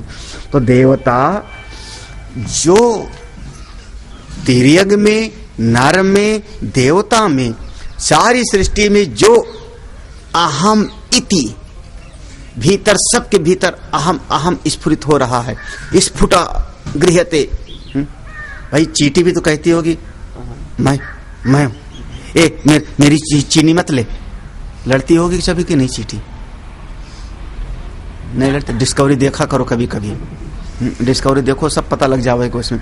छिपकली, अरे महाराज छिपकली, सांप, सब के सब ये मेरा भोजन है। हाँ? जो लड़ाई होती है तो इनके सबके भीतर जो देवता है उसके भीतर अहम अहम अहम अहम, ये जो अहम अहम की तरफ से जो स्फुटित हो रहा है वो अहम ही तत्व है, वही ब्रह्म है। अयम आत्मा ब्रह्म, वो अहम अहम, मैं हाँ? मैं क्या हूं ये नहीं, छोड़ दो इसको। हाँ? मैं बालक हूं, मैं वृद्ध हूं, मैं शरीर हूं, मैं बीमार हूं, मैं स्वस्थ हूं, ये क्या वाला निकाल दो। मैं देवता हूं, मैं मनुष्य हूं, मैं पशु, ये निकाल दो। मैं तो सब में वही है, है? उस समय में कोई भेद नहीं। तो या तिर्यंग नर देवता भी अहम इति अंतः स्फुटा गृह्यते। अंतः माने बहुत भीतर कहीं से। कहाँ होता है अहम अहम? अहम अहम का स्फुरण कहाँ होता है, किस जगह पे?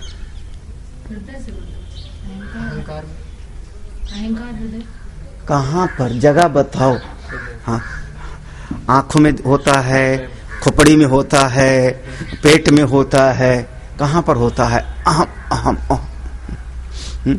गले में होता है, कहाँ पर? अहम अहम में होता अहम इति अंतः स्फुट, अंतः इसलिए करे अंतः, ये नहीं कह रहे हृदय में, ये थोड़े कहा हृदय में, ये नहीं कहा बुद्धि रूपी गुफा में, ये नहीं कहा है। अंतः भीतर जहां कहीं भी होता है अहम अहम, वो चेतना ही वही आत्मा है। ढूंढो उसको, कहां से स्फुरित हो रहा है। जैसे कोई बच्चा जब छुप जावे तो आवाज देता है मैं यहां छुपा हूं, ढूंढो मुझको। हाँ? तो जहां से आवाज होती है उधर हम लोग दौड़ते हैं। तो मैं कहाँ हूँ? हाँ, ऐसे ऐसे बच्चा को बोलता है, छुपा होता है मेज के पीछे, कहता है मैं कहाँ हूँ, ढूंढो मुझको। तो हम लोग ढूंढते हैं जहां से आवाज आ रही उधर ही। तो ऐसे अहम अहम अहम जहां से स्फुरित हो रहा है उसको देखो, वही आत्मा। अयम आत्मा ब्रह्म, वो आत्मा आपकी ब्रह्म है, मुक्त हो जाओ। फिर क्या एक ही जगह पर बैठा हुआ है अंदर कहीं पर? बोले जहां भी है यद भाषा, वो केवल जड़ नहीं है। कई बार बच्चा बताता है ना, सिर उठा के बताएगा मम्मी मैं यहां छुपा हूं। तो फिर छुपने का मतलब क्या रहा? तो ऐसे वो है तो भीतर कहीं, लेकिन छुप नहीं पा रहा, क्योंकि उसी के प्रकाश से यद भाषा, उसी के प्रकाश से हृदय, हृदय अक्ष, दे, अक्ष माने आंखें, इंद्रियां, देह, विषय, ये सब के सब प्रकाशित होते रहते हैं। सब के सब स्वतः कैसे है? अचेतन, जड़। शरीर जड़ है, इंद्रियां जड़ हैं, मन जड़ है, बुद्धि जड़ है। और ये अगर प्रकाश हो रहा है किससे? उसी आत्मा जो सबको प्रकाशित करते हुए भी सबसे निर्लिप्त है, वो आत्मा है। अयम आत्मा, उसको जो जानता है वो मेरा गुरु है। देखो दो लक्षण दिया यहाँ पर, अयम आत्मा ब्रह्म। एक लक्षण दिया सबसे अन्वय और व्यतिरेक। अन्वय और व्यतिरेक। अन्वय क्या हुआ कि तिर्यंग नर देवता सब में व्याप्त हो करके वो अहम अहम की तरह स्फुरित हो रहा, अन्य हो गए। व्यतिरेक कैसे? कि सब अचेतन है, जितना कुछ है सब जड़ है और इन सबको वही प्रकाशित कर रहा है। तो वो चेतन है। जड़ को प्रकाशित करने वाला वो चेतन तत्व वही ब्रह्म है, वो आत्मा है, उसको जानो।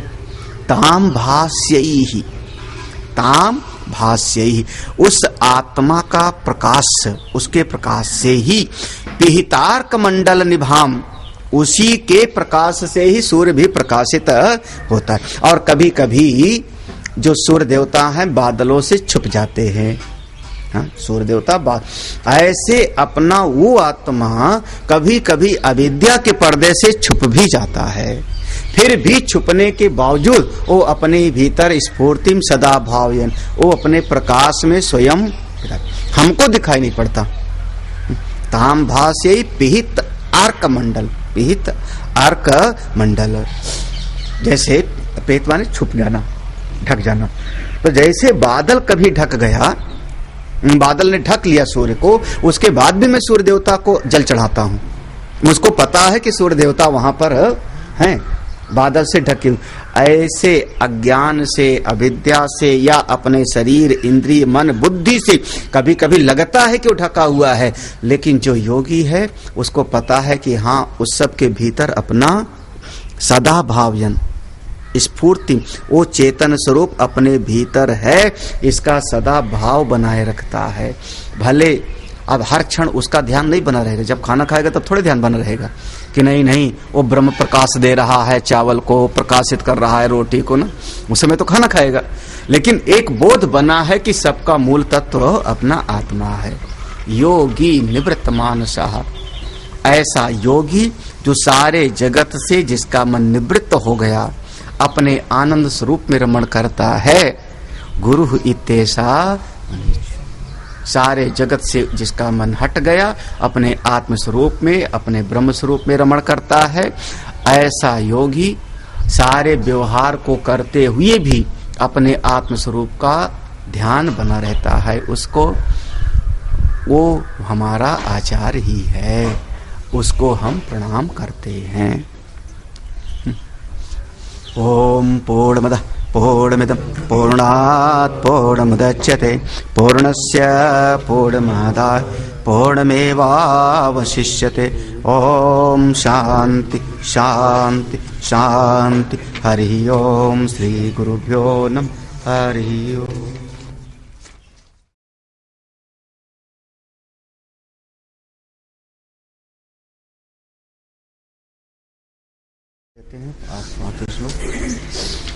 अन्नमयाद् अन्नमयम् अथवा चैतन्यमेव चैतन्यात्,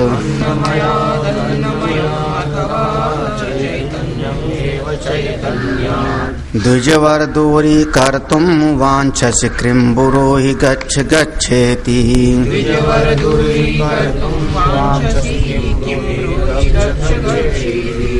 किं गंगाम्बुनिबिम्बितेऽम्बरमणो चाण्डालवाटीपयः,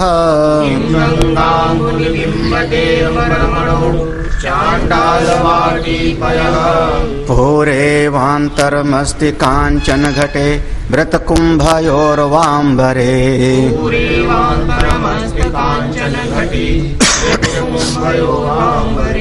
प्रत्यक वस्तुनि निस्तरंग सहज नंदावबोधाम्बुधो,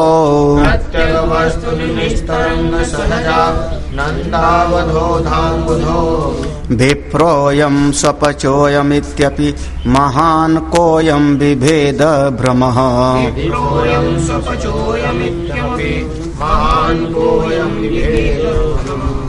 जाग्रत स्वप्न सुषुप्ति स्फुटितरा या संविदुजृम्भते,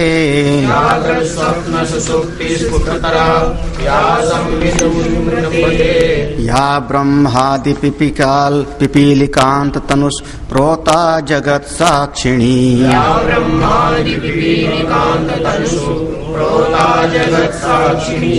सैवाहं न च दृश्य वस्तु इति दृढ़ प्रज्ञापि यस्यास्ति चेत्,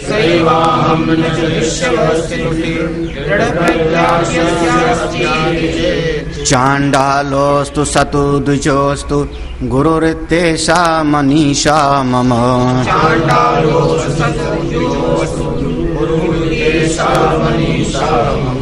ब्रह्मैवाहमिदं जगत् सकलं चिन्मात्र विस्तारितम् ब्रह्मैवाहमिदं जगच्च सकलं चिन्मात्र विस्तारितम् सर्वं चैतदविद्यया त्रिगुणया शेषं मया कल्पितम् सर्वं चैतदविद्यया त्रिगुणया शेषं मया कल्पितम् इत्थं यस्य दृढामति सुखतरे नित्ये परे निर्मले इत्थं यस्य दृढामति सुखतरे नित्ये परे निर्मले चाण्डालोऽस्तु सतु द्विजोऽस्तु गुरुरित्येषा मनीषा मम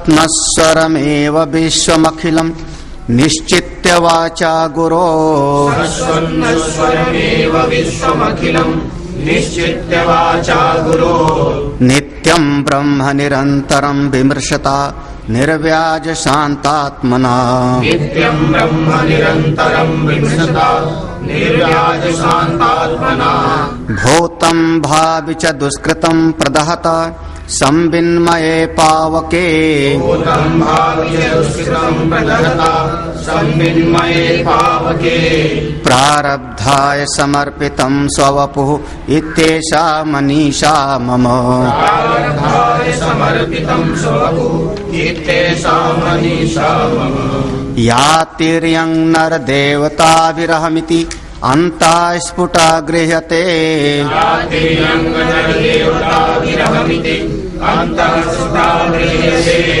यद्भासा हृदयाक्ष देह विषया भान्ति स्वतो चेतनाः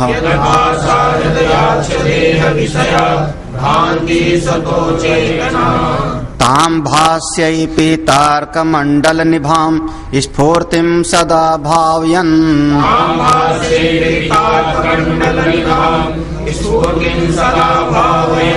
योगी निर्वृत्तमानसो हि गुरु इत्येषा मनीषा मम योगी निर्वृत्तमानसो हि गुरु इत्येषा मनीषा मम यत्सौख्यां बुद्धिलेशलेशता इमे शक्रादयो निर्वृता यत्सौख्यां बुद्धिलेशलेशता इमे शक्रादयो निर्वृता यच्चित्ते नितरां प्रशान्तकलने लब्ध्वा मुनिर्निर्वृतः यच्चित्ते नितरां प्रशान्तकलने लब्ध्वा मुनिर्निर्वृतः यस्मिन् नित्यसुखां बुधौ गलितधि ब्रह्मैव न ब्रह्मवेत् यस्मिन् नित्यसुखां बुधौ गलितधि ब्रह्मैव न ब्रह्मवेत् यः कश्चित् ससुरेन्द्रवन्दितपदो नूनं मनीषा मम यः कश्चित् ससुरेन्द्रवन्दितपदो नूनं मनीषा मम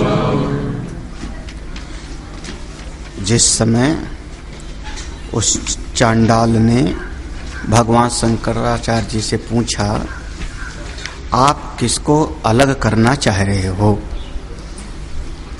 शरीर से शरीर को या चेतन को चेतन से? शरीर सबका उसी चीजों से बना हुआ है जिससे हमारा बना, उसी से आपका बना। शरीर में कहते हैं अष्ट धातु होते, धातु अष्टक। धातु कुछ 8-8 चीजों का जोड़ा होता है। जैसे ऐश्वर्य अष्टक, ऐश्वर्य अष्टक में अणिमा, महिमा, लघिमा, गरिमा, वसिता, इशिता और प्रकाम्य, उसको कहते हैं ऐश्वर्य अष्टक। ऐसे कुछ चीजों का अष्टक है। तो धातु अष्टक, धातु अष्टक से बना हुआ शरीर होता है, जिसमें त्वक, मांस, मज्जा, रक्त, मेद, अस्थि और क्या होगा जी? क्या रहे? मांस तो गिना दिया। धातु अष्टक रक्त, मांस, मज्जा, मेद, अस्थि, वीर्य, हाँ उस वीर्य शुक्र एक हो गया, और अष्ट धातु गिना दूंगा बाद में। अष्ट धातु से मिलकर के शरीर हमारा बनता है। तो जिन धातु अष्टक से हमारा देह बना, उसी से तुम्हारा बना। तो अगर आप शरीर से शरीर को अलग करने की बात कहते हो तो ना समझ की बात है, और चेतन से चेतन को अलग करने की बात कहते हो तो चेतन तो एक है। क्या उसका जो प्रतिबिंब पड़ा अलग अलग पात्रों में, उससे चेतन में कोई फर्क नहीं पड़ता। महाकाश का जो सीमाएं बनी अलग अलग घट में, उससे महाकाश को कोई फर्क नहीं पड़ता। आप किसको कहना चाहते हो? भगवान शंकराचार्य जी जो उत्तर देते हैं, चारों वेदों के चारों महावाक्य से एक एक श्लोक में उसकी व्याख्या करते हैं, और बस मूल भाव यही है कि जिसकी ऐसी प्रज्ञा है, ऐसा जिसका बोध है, वो कोई भी क्यों ना हो मेरा गुरु ही है। जितना प्रसंग है इसमें मुख्य रूप से दो तरीके से उपदेश है। एक हम कहते हैं विधेयात्मक और एक होता है निषेधात्मक। अन्वय और व्यतिरेक, ये दोनों चीज। विधेयात्मक को हमारे शास्त्र में कहा अन्वय, और निषेधात्मक को कहा व्यतिरेक। नेति नेति, ये नहीं ये नहीं, तो ये दो ही तरीका है। तो विधेयात्मक में नित्य परे निर्मले निरंतरम ब्रह्म, ये जितने कुछ हैं ये सब का सब विधेयात्मक है। आत्मा कैसी है? नित्य है, ब्रह्म है, निर्मल है, शुद्ध है, निर्विकार है, आत्मा एक है। ऐसे अपने आत्मा को जो जानता है वो कोई भी क्यों ना हो मेरा, ये है अन्वय का तरीका। जो व्यतिरेक का तरीका है, शश्वत नश्वरमेव विश्वमखिलम, सारा जगत विनाशी है ऐसा निश्चय कर लिया, सारा जगत आने जाने वाला है, अविद्या से बना है, तीन गुणों से बना है ऐसा निश्चय कर लिया, वो मेरा आचार्य है। निषेध के चार तरीके होते हैं। मुख्य रूप से जब कभी हम निषेध करते हैं तो निषेध का चार तरीका अपनाते हैं। उसको हम कहते हैं संयोग, समवाय, सामान्य और विशेष। ये चार तरीके से निषेध करते हैं। संयोग का आधार लेकर के, समवाय का आधार लेकर के, सामान्य का आधार लेकर के और विशेष का आधार लेकर के। ऐसे नहीं समझ आएगा ना बिना दृष्टांत के। घर पे कोई आया, आश्रम में आया और उसने कहा विज्ञानानंद कहाँ है? तो हमने कहा विज्ञानानंद आश्रम में नहीं है। विज्ञानानंद आश्रम में नहीं, मतलब क्या हुआ? आश्रम भी है, विज्ञानानंद भी हैं, दोनों हैं, लेकिन इस समय विज्ञानानंद घर में नहीं है। तो मतलब क्या हुआ? उनके संयोग का हमने निषेध कर दिया। दोनों सत्ताएं हैं, दोनों सत्ताएं हैं, लेकिन उसके संयोग का हमने निषेध कर दिया। जैसे जगत भी है और ब्रह्म भी है, जगत भी है और ब्रह्म भी है, दोनों है, क्योंकि जगत हमको दिखाई पड़ता है और ब्रह्म मूल सत्ता है। लेकिन जब निषेध कर दिया तो हमने कहा सारा का सारा जगत ब्रह्म पर कल्पित है, और जब हमने कहा कल्पित है रस्सी पर सर्प के जैसे, तो दोनों का संयोग कभी संभव हो नहीं सकता। होगा, जगत दिखाई पड़ता होगा जिसको दिखाई पड़ता होगा। हाँ, आत्मा है, बिल्कुल है, लेकिन इस जगत का आत्मा से कोई लेना देना नहीं है, क्योंकि अपनी आत्मा पर ये अध्यस्त है। इसका संयोग कभी हो ही नहीं सकता। कैसे हो सकता है? भाष्यकार ने ब्रह्मसूत्र के शुरुआत में यही कहा है, तमः प्रकाशवत। कितना विरोधी है? हाँ, आत्मा और जगत का, ब्रह्म और जगत का कितना विरोध है? तमः प्रकाशवत, अंधकार और प्रकाश का कभी संयोग हो ही नहीं सकता, लेकिन दोनों है,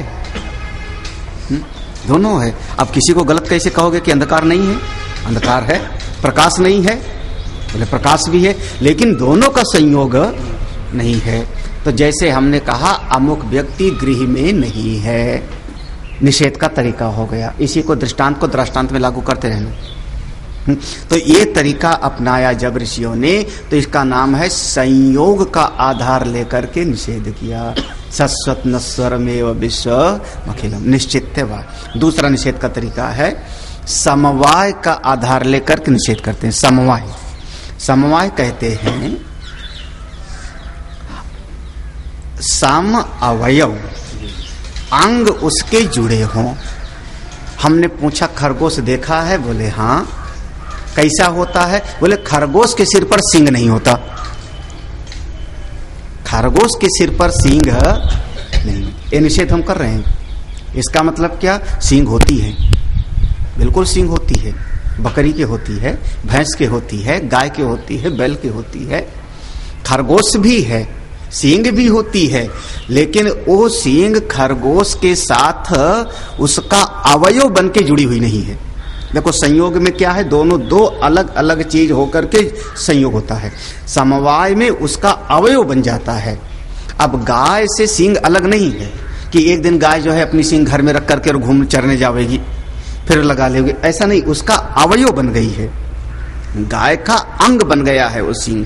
लेकिन जब खरगोश के साथ हमने कहा तो हमने कहा खरगोश के सिर पर सींग नहीं होते, कौवे के मुख में दांत नहीं होते, कौवे के मुख में दांत नहीं होते।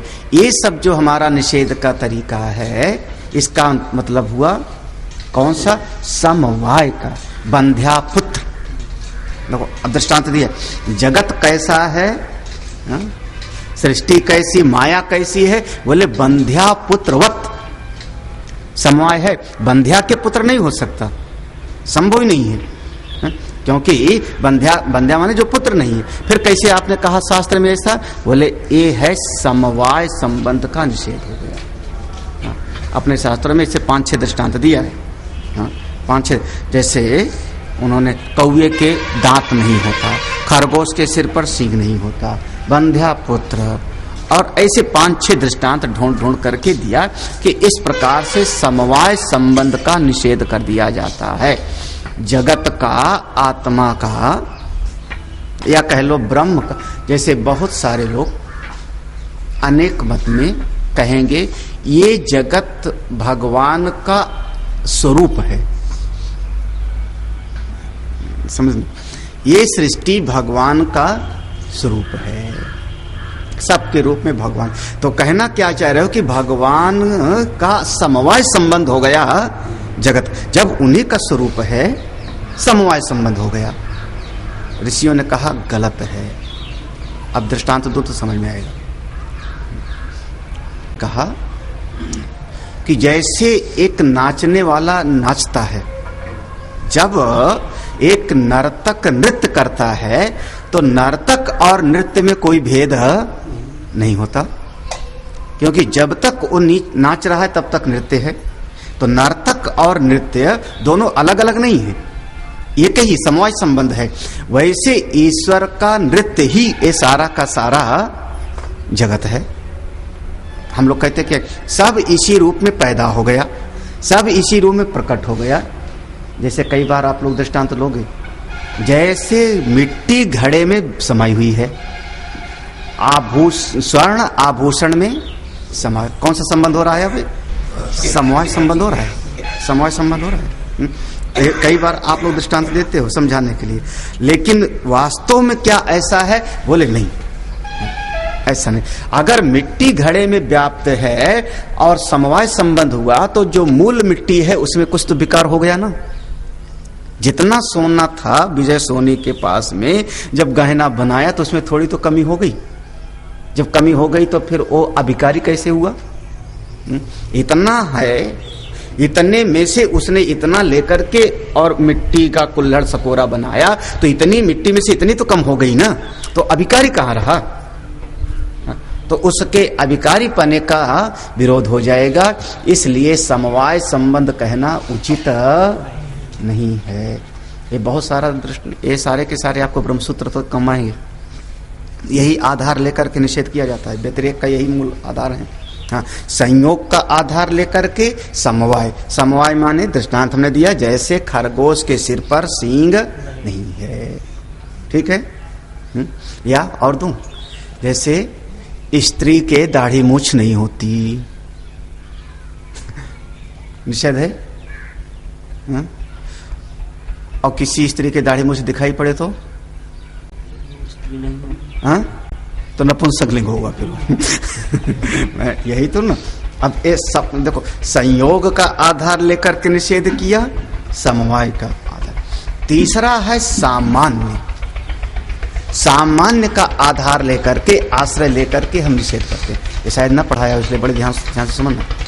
सामान्य का आधार लेकर के निषेध करते हैं। सामान्य माने जैसे हम कहते हैं दूसरा चांद नहीं है, चांद तो अकेला ही होता है, दूसरा चांद नहीं। मतलब चांद तो है लेकिन चांद के जैसा और कोई दूसरा है नहीं, तो इसका हो गया सामान्य। इसके जैसा दूसरा कोई नहीं। एको ब्रह्म द्वितीयो, याद आ गया? उसके जैसा दूसरा कोई नहीं है। वहां आत्मा के जैसा दूसरा कोई नहीं। ये तो बहुत बार आपको पढ़ने में, दूसरा कोई नहीं है मतलब सारे के सारे का निषेध कर दिया गया। तो इसको हम कहते हैं सामान्य का आधार लेकर के। जैसे आम के पेड़ के जैसे अशोक की पत्ती होती है, सामान्य हो गया। एक महात्मा के जैसे दूसरा महात्मा होता है। लेकिन जब हम कहते हैं आत्मा, तो हम कहते हैं आत्मा के अलावा उसके जैसा दूसरा है ही नहीं। जब दूसरा है ही नहीं है तो फिर हो गया आत्मा एक। हाँ, एकम सदा, फिर आत्मा अद्वैत हो गया। हाँ, ना नान्ता प्रज्ञम न बहिष्प्रज्ञम नो भयतः, ना प्राज्ञम ना अप्राज्ञम ना प्रज्ञान घनम, एकात्म प्रत्ययसार्यम अदृष्टम अव्यवहार्यम अग्राह्यम। वो आत्मा अपना ऐसा है। तो तीन चीज हो गया। हाँ, चौथी चीज है विशेष का आधार लेकर के निषेध करते हैं। विशेष का, विशेषण का। जैसे एक आदमी आया दौड़ा दौड़ा, उसने कहा मेरे पास लोटा के बराबर मोती है। बोले पागल, लोटे के बराबर मोती न कभी हुआ और न कभी होगा। मोती होता है, लोटा भी होता है, दोनों है, लोटा भी है मोती भी है। लेकिन मोती आप कहो बेर के बराबर है या मोती कहो कि छोटा दाना के बराबर है, तब तो हमने समझा। और तुम कहते हो लोटे और घड़े के बराबर मोती है मेरे पास में, तो वो नकली होगा, मिट्टी का बनाया होगा, असली मोती फिर है नहीं। हुआ क्या, अब हमने विशेषण का आधार लिया। कितने लोग जो है अपनी गाड़ी में अंगूर का गुच्छा लटकाए रखते है ना। तो अब हमको खंडन करना है कि ये अंगूर नहीं है। कैसे करोगे? अंगूर का गुच्छा लटक रहा है, ज्यों का त्यों लटक रहा है। किसी के कमरे में फूल का गुच्छा रखा है, ज्यों का त्यों रखा है। हाँ, कैसे खंडन करोगे कि ये पुष्प नहीं है? आधार क्या लोगे? हाँ? कैसे निषेध करना है आपको? इस पुष्प में गंध नहीं है। हाँ? इस पुष्प में गंध नहीं है। फिर जब कभी फूलों का गुच्छा होता है, एक हमारी पहचान है। आजकल के ड्राइंग रूम में जल्दी समझ में नहीं आता कौन असली है कौन नकली है, ऐसे लगा रखते हैं। वो एक घास आती है बांस, उसका रखते हैं और तमाम तरह का। तो पहचान क्या है? अगर असली होगा तो उसकी 5 पत्तियों में से एक पत्ती तो आधी सूखी तो होगी, आधी तिहाई सूखा होगा। 5-6 पत्ती है, 10 पत्ती है, तो उसमें 1-2 पत्ती तो थोड़ा बहुत सूखा होगी। आप अभी आई अकल, पहले कहीं नहीं बोला। अब अकल आई। और नकली होगा तो सब बिल्कुल हरा भरा होगा, चमकदार होगा। और सब हरा भरा है मतलब कुछ नकली है। तो हमने खंडन कैसे किया? हमने कहा इस घास में, इस पत्ते फूल में सुगंध नहीं है। इसका मतलब हुआ ये हो गया विशेषण का, हो गया उसका विशेषण है गंध। हाँ? इस अंगूर में जो लटक रहा है गाड़ी में, इस अंगूर में रस नहीं है। इसका मतलब क्या हुआ? रस नहीं है तो प्लास्टिक का है।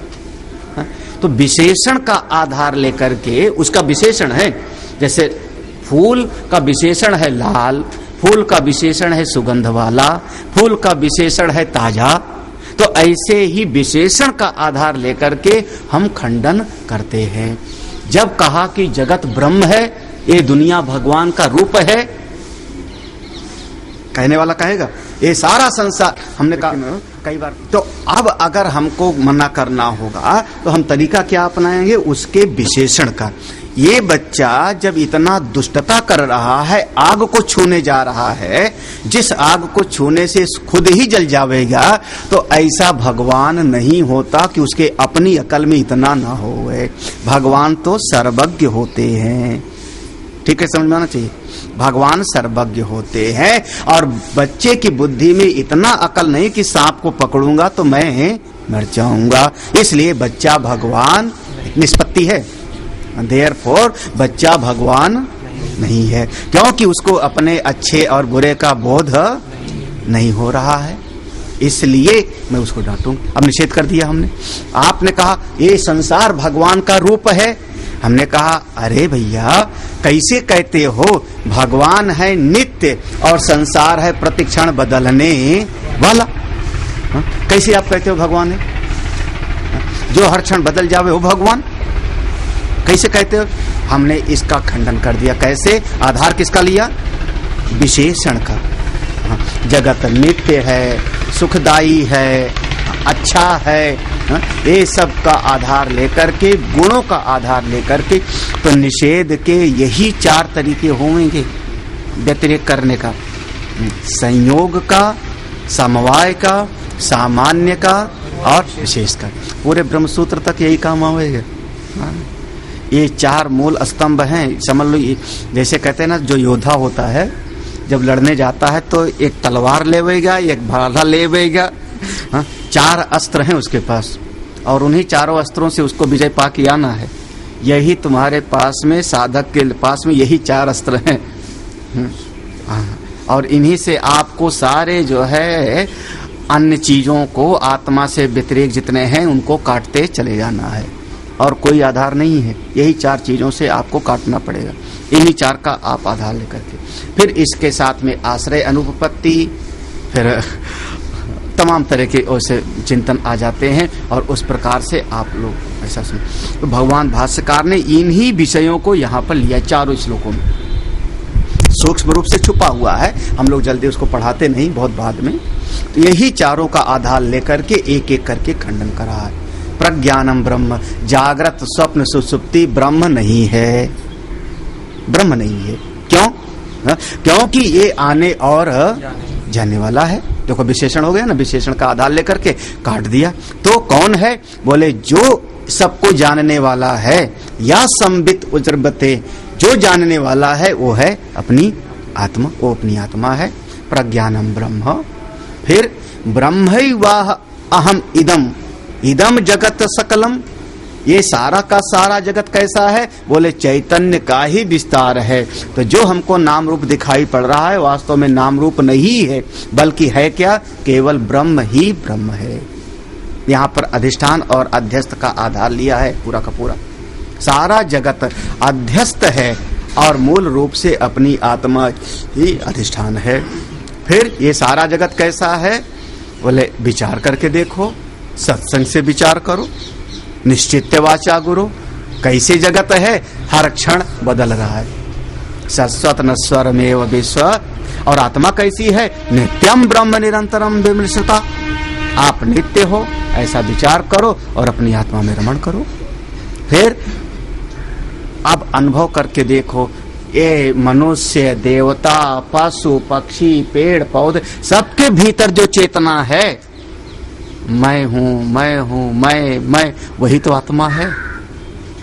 और ये अपनी आत्मा जड़ नहीं है, जो भीतर अहम अहम करके जड़ नहीं है। ये कैसा है? मणि के प्रकाश जैसे है। जैसे एक प्रकाश होता है दीपक का, दीपक के प्रकाश में तेल चाहिए, बाती चाहिए, तमाम चीज की चाहिए, तब तो दीपक का प्रकाश होगा। संसार का अग्नि के प्रकाश के लिए लकड़ी चाहिए, तब वो प्रकाशित करेगा। सूर्य चांद के प्रकाश के लिए भी कुछ चाहिए, लेकिन कोई मणि है, हा? और वो मणि अगर रख दिया तो उसको किसी चीज की जरूरत नहीं है, और उसमें कोई कार्बन डाइऑक्साइड भी निकलने वाला नहीं है ना। अगर एक मणि है और उस मणि में से प्रकाश निकल रहा है तो उसमें कोई दोष नहीं है। ऐसे अपनी आत्मा का है स्वतः चेतना, स्वयंभू अपना आत्मा। तो यद भाषा, अपनी ही आत्मा के प्रकाश से सारा शरीर, इंद्रिय, मन, बुद्धि और तो क्या सूर्य चांद भी प्रकाशित होते हैं। हाँ, सूर्य चांद को भी प्रकाशित करने वाला कौन? बोला अहम, मैं। क्योंकि जब मैं जगा तभी सूर्य की सत्ता हमको पता लगी। मैं जगा तभी हमको लगा कि हाँ सूर्य है। सो गए तो मेरे लिए तो सूर्य नहीं, जिसको दिखाई पड़ता उसको दिखाई पड़ता हो। हाँ, अंतिम श्लोक है। अब ये अंतिम श्लोक अनुभूति है पूरी तरह से। जिस समय साधक कोई साधना करते करते इस अवस्था में पहुंच गया, अपनी आत्मा में पहुंच गया, उसके भीतर एक आनंद, प्रशांति, एक सुख मिलता है। एक संसार का झंझट खत्म, अपने स्वरूप में सुख है, सुख है, कोई चिंता नहीं। और कितना सुख है बोले इसकी कोई गहराई नहीं। सुख और दुख ये दोनों का अनुभव करना, जितना डूबते जाओगे उतने बढ़ता जाता है। हाँ? दुख में डूबते जाओ, हाय हाय मैं मर रहा हूं, मैं मर रहा हूं, मैं मर रहा हूं, मैं मर रहा हूं, उतने आप दुखी होते जाओगे। सुख और दुख ये दोनों की चीजों ही। कोई आदमी रोने लगे, उसको थोड़ा 2-4 मिनट और रुलाओ कोशिश करके, ये थोड़ी देर के बाद में वो असल में रोने लगेगा और घंटों रोता रहेगा। और कोई आदमी हंसने लगे, थोड़ी देर हंसाओ, देखो यहां तक कि उसके पास कोई बैठ जाएगा तो वो भी हंसने लगेगा। ये हमारे मन की चित्त वृत्ति का एक स्वरूप है कि जैसी वृत्ति होती है उस वृत्ति में मैं बहता चला जाता हूं, डूबता चला जाता हूं, डूबता चला जाता है। ऐसे जो अंतर्मुखी हो गया, अपने आनंद स्वरूप में चला गया, वो अपने आनंद स्वरूप में जा करके और अपने आनंद में डूबता चला जाता है। कितना? बोले समुद्र के जैसे। लेकिन दुनिया वाले सुख में रहने नहीं देना चाहते, बिल्कुल नहीं। हाँ, अरे कोई मान लो अस्पताल में भर्ती हो गया, दिन भर में 10 आदमी आएंगे देखने के लिए, कहाँ दर्द हो रहा। अब उसको थोड़ा सा मन को शांत नहीं रहने देंगे, कहाँ दर्द हो रहा है दिखाओ, पाँव में कहाँ चोट लगी है, पेट में दर्द हो रहा है, डॉक्टर को बोलो। और दिन भर में 10 याद करा करा के उसको बेचारे को, और है ना तुम्हारा अनुभव अस्पताल में, क्या दुनिया वालों का स्वरूप है। तो सुख में और दुख का दोनों का स्वरूप वही है। आप सुख में गए तो डूबते चले जाओगे, दुख में गए तो डूबते चले जाओगे। यत सौख्याम बुध लेस लेस। जो साधक अपनी आत्मा को जान लिया वो सुख के समुद्र में डूब गया। यत सौख्याम बुध, हम बुध सुख के सागर में, सुख के समुद्र में डूब गया। ये जो सुख का सागर है, जो साधक को अनुभव हो रहा है अभी, मैं अनंत समुद्र हूं सुख का, इसी की एक बूंद पा गए थे इंद्र। अपने अंतर्मुखता के सुख का एक झलक पाया था इंद्र, और उस एक बूंद को पाकर के इंद्र संसार की इच्छाओं से रहित हो गया। सक्रादया निवृता, वो बड़ा संतुष्ट हो गया। देखो देखो मैं स्वर्ग का राजा हो गया, इंद्र हो गया। कौन सा सुख? बोले इसी की एक झलक पाई थी। क्यों? क्योंकि जितने विषय का सुख है वो सारे विषय के सुख विषय आलंबन बनता है और मन को अंतर्मुखी कर देता है। सुख का हमेशा स्वरूप है, कोई विषय मिला, उस विषय को मैंने भोगा और भोगते मन हमारा अंतर्मुखी हो जाता है। तो सुख हमको मिलता है अंदर से, और हमको लगता है कि सुख मिला हमको रसगुल्ला से। रसगुल्ला खाओ, देखो 2 आदमी को बिठाओ, एक आदमी को रसगुल्ला खिलाओ और किसी से बात मत करने दो जब तक खावे। हाँ, फिर उसको देखो चाट चाट के खाएगा, अभी पानी भी नहीं पीना, थोड़ा मीठा बना रहे मुंह। और दूसरे आदमी को रसगुल्ला खिलाओ और बतलाते रहो उससे, हाँ, कितने बच्चे हैं, कहाँ जाते हो, क्या करते हो। दोनों के सुख में फर्क लगेगा कि नहीं लगेगा? हाँ, जिससे आप बात करने लगे उसका मन बहिर्मुखी हो गया, मन बहिर्मुखी हो गया। तो रसगुल्ला खाया उसने, लेकिन उतना सुख नहीं मिला जितना पहले वाले को मिला। इसीलिए कहते हैं भोजन करते समय बतियाओ मत, मैं सुनता रहता हूं। महाराज क्या गप्पे लगाते हैं तुम लोग जो है? कम से कम उसका भी तो सुख ले लो। तो जब किसी भी चीज को अंतर्मुखी हो जाता है मन, तो इंद्र आदि जो वहां पर स्वर्ग में अप्सराएं हैं, गंधर्व हैं, अनेक लोग हैं, उनका संगीत सुन के मन अंतर्मुखी हो गया, तब सुखी हो गए। और हमारा मन हमेशा अंतर्मुखी हो रहता है, तो हमारा जो हमेशा ही अंतर्मुखी है, मैं अपने आनंद के समुद्र में हूं, वो इंद्र बेचारा कभी कभी अंतर्मुखी हो पाता है, बाकी तो उसके मन में बड़ी चिंता समाई रहती है। तो हमारे आनंद का एक झलक जैसी पाया और वो इंद्र हो गया। यत चित्ते नितराम प्रशांत कलने, जिस अपनी आत्मा में हमारा चित्त जाके डूब गया, शांत हो गया, समस्त कलाएं उसकी, कलाएं माने उछलना कूदना, सब शांत हो गया। ऐसी अवस्था को पा करके मुनि लोग, मननशील महात्मा लोग संसार से उपराम हो गए, निवृत्ता।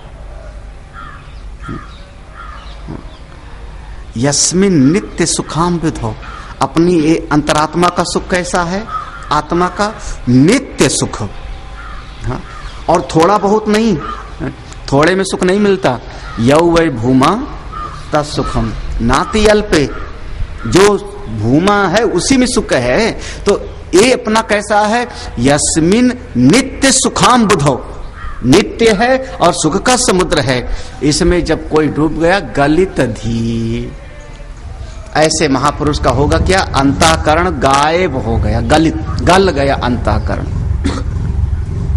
मन बुद्धि गायब हो गई, गलित थी।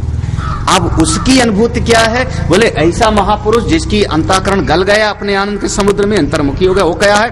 बोले वो ब्रह्मज्ञानी नहीं है, उसको ब्रह्मज्ञानी मत कहो। फिर ब्रह्म ही है वो चलता फिरता ब्रह्म ही है। अब तो चीनी का खिलौना, हाथी चीनी ही है। ऐसे ही ब्रह्म ही ना ब्रह्मविद, वो ब्रह्म ही है। ब्रह्मज्ञानी कैसे कहूं? क्योंकि ब्रह्म ज्ञानी होने के लिए ब्रह्म अलग और उसका ज्ञानी ही अलग। हाँ, वो ब्रह्मविद नहीं है, वो ब्रह्म ही। यह कश्चित, या जो कोई भी ऐसा हो, यह कश्चित मतलब सब नहीं हो सकते। या कश्चित ससुरेंद्र वंदित पदो, अगर कोई ऐसा है तो उसका देवता भी, इंद्र भी उसके चरणों की वंदना करते। अगर कोई ऐसा है पूरी तरह से, इसको कह लो पूर्ण अंतर्मुखी, पूरी तरह से अंतर जगत में कोई पूर्ण अंतर्मुखी है, ऐसा कोई है जिसका मन बुद्धि चित्त सब अपने भीतर समा गया, ऐसा महापुरुष देवता भी उसकी वंदना करते हैं। तो मैं उसको प्रणाम करता ही हूँ। नूनम मनीषा, ऐसा महापुरुष वो सारे जगत के लिए वंदनीय है, आदरणीय है, वो हमारा भी ही गुरु है। ऐसा कह करके प्रणाम किया। सभी शिष्यों ने भी प्रणाम किया। और अचानक दिखाई क्या पड़ने लगता है कि वो कोई चांडाल नहीं बल्कि स्वयं काशी विश्वनाथ बाबा, भोले बाबा ही उस रूप में वहां प्रकट हो जाते हैं। दृष्टि की बात है। और उनके जो 4 कुत्ते हैं, वो 4 कुत्ते माने अंतःकरण, मन बुद्धि चित्त अहंकार, जो हमारे बस में हैं, मेरे अनुसार चलते हैं, मेरे नौकर हैं, मेरे सेवक हैं, उनका मालिक मैं नहीं हूं। वो मेरे मालिक नहीं, मैं उनका मालिक हूं। इस भाव के साथ में वो दिखाई पड़ने लगते हैं, परमात्मा ही हैं।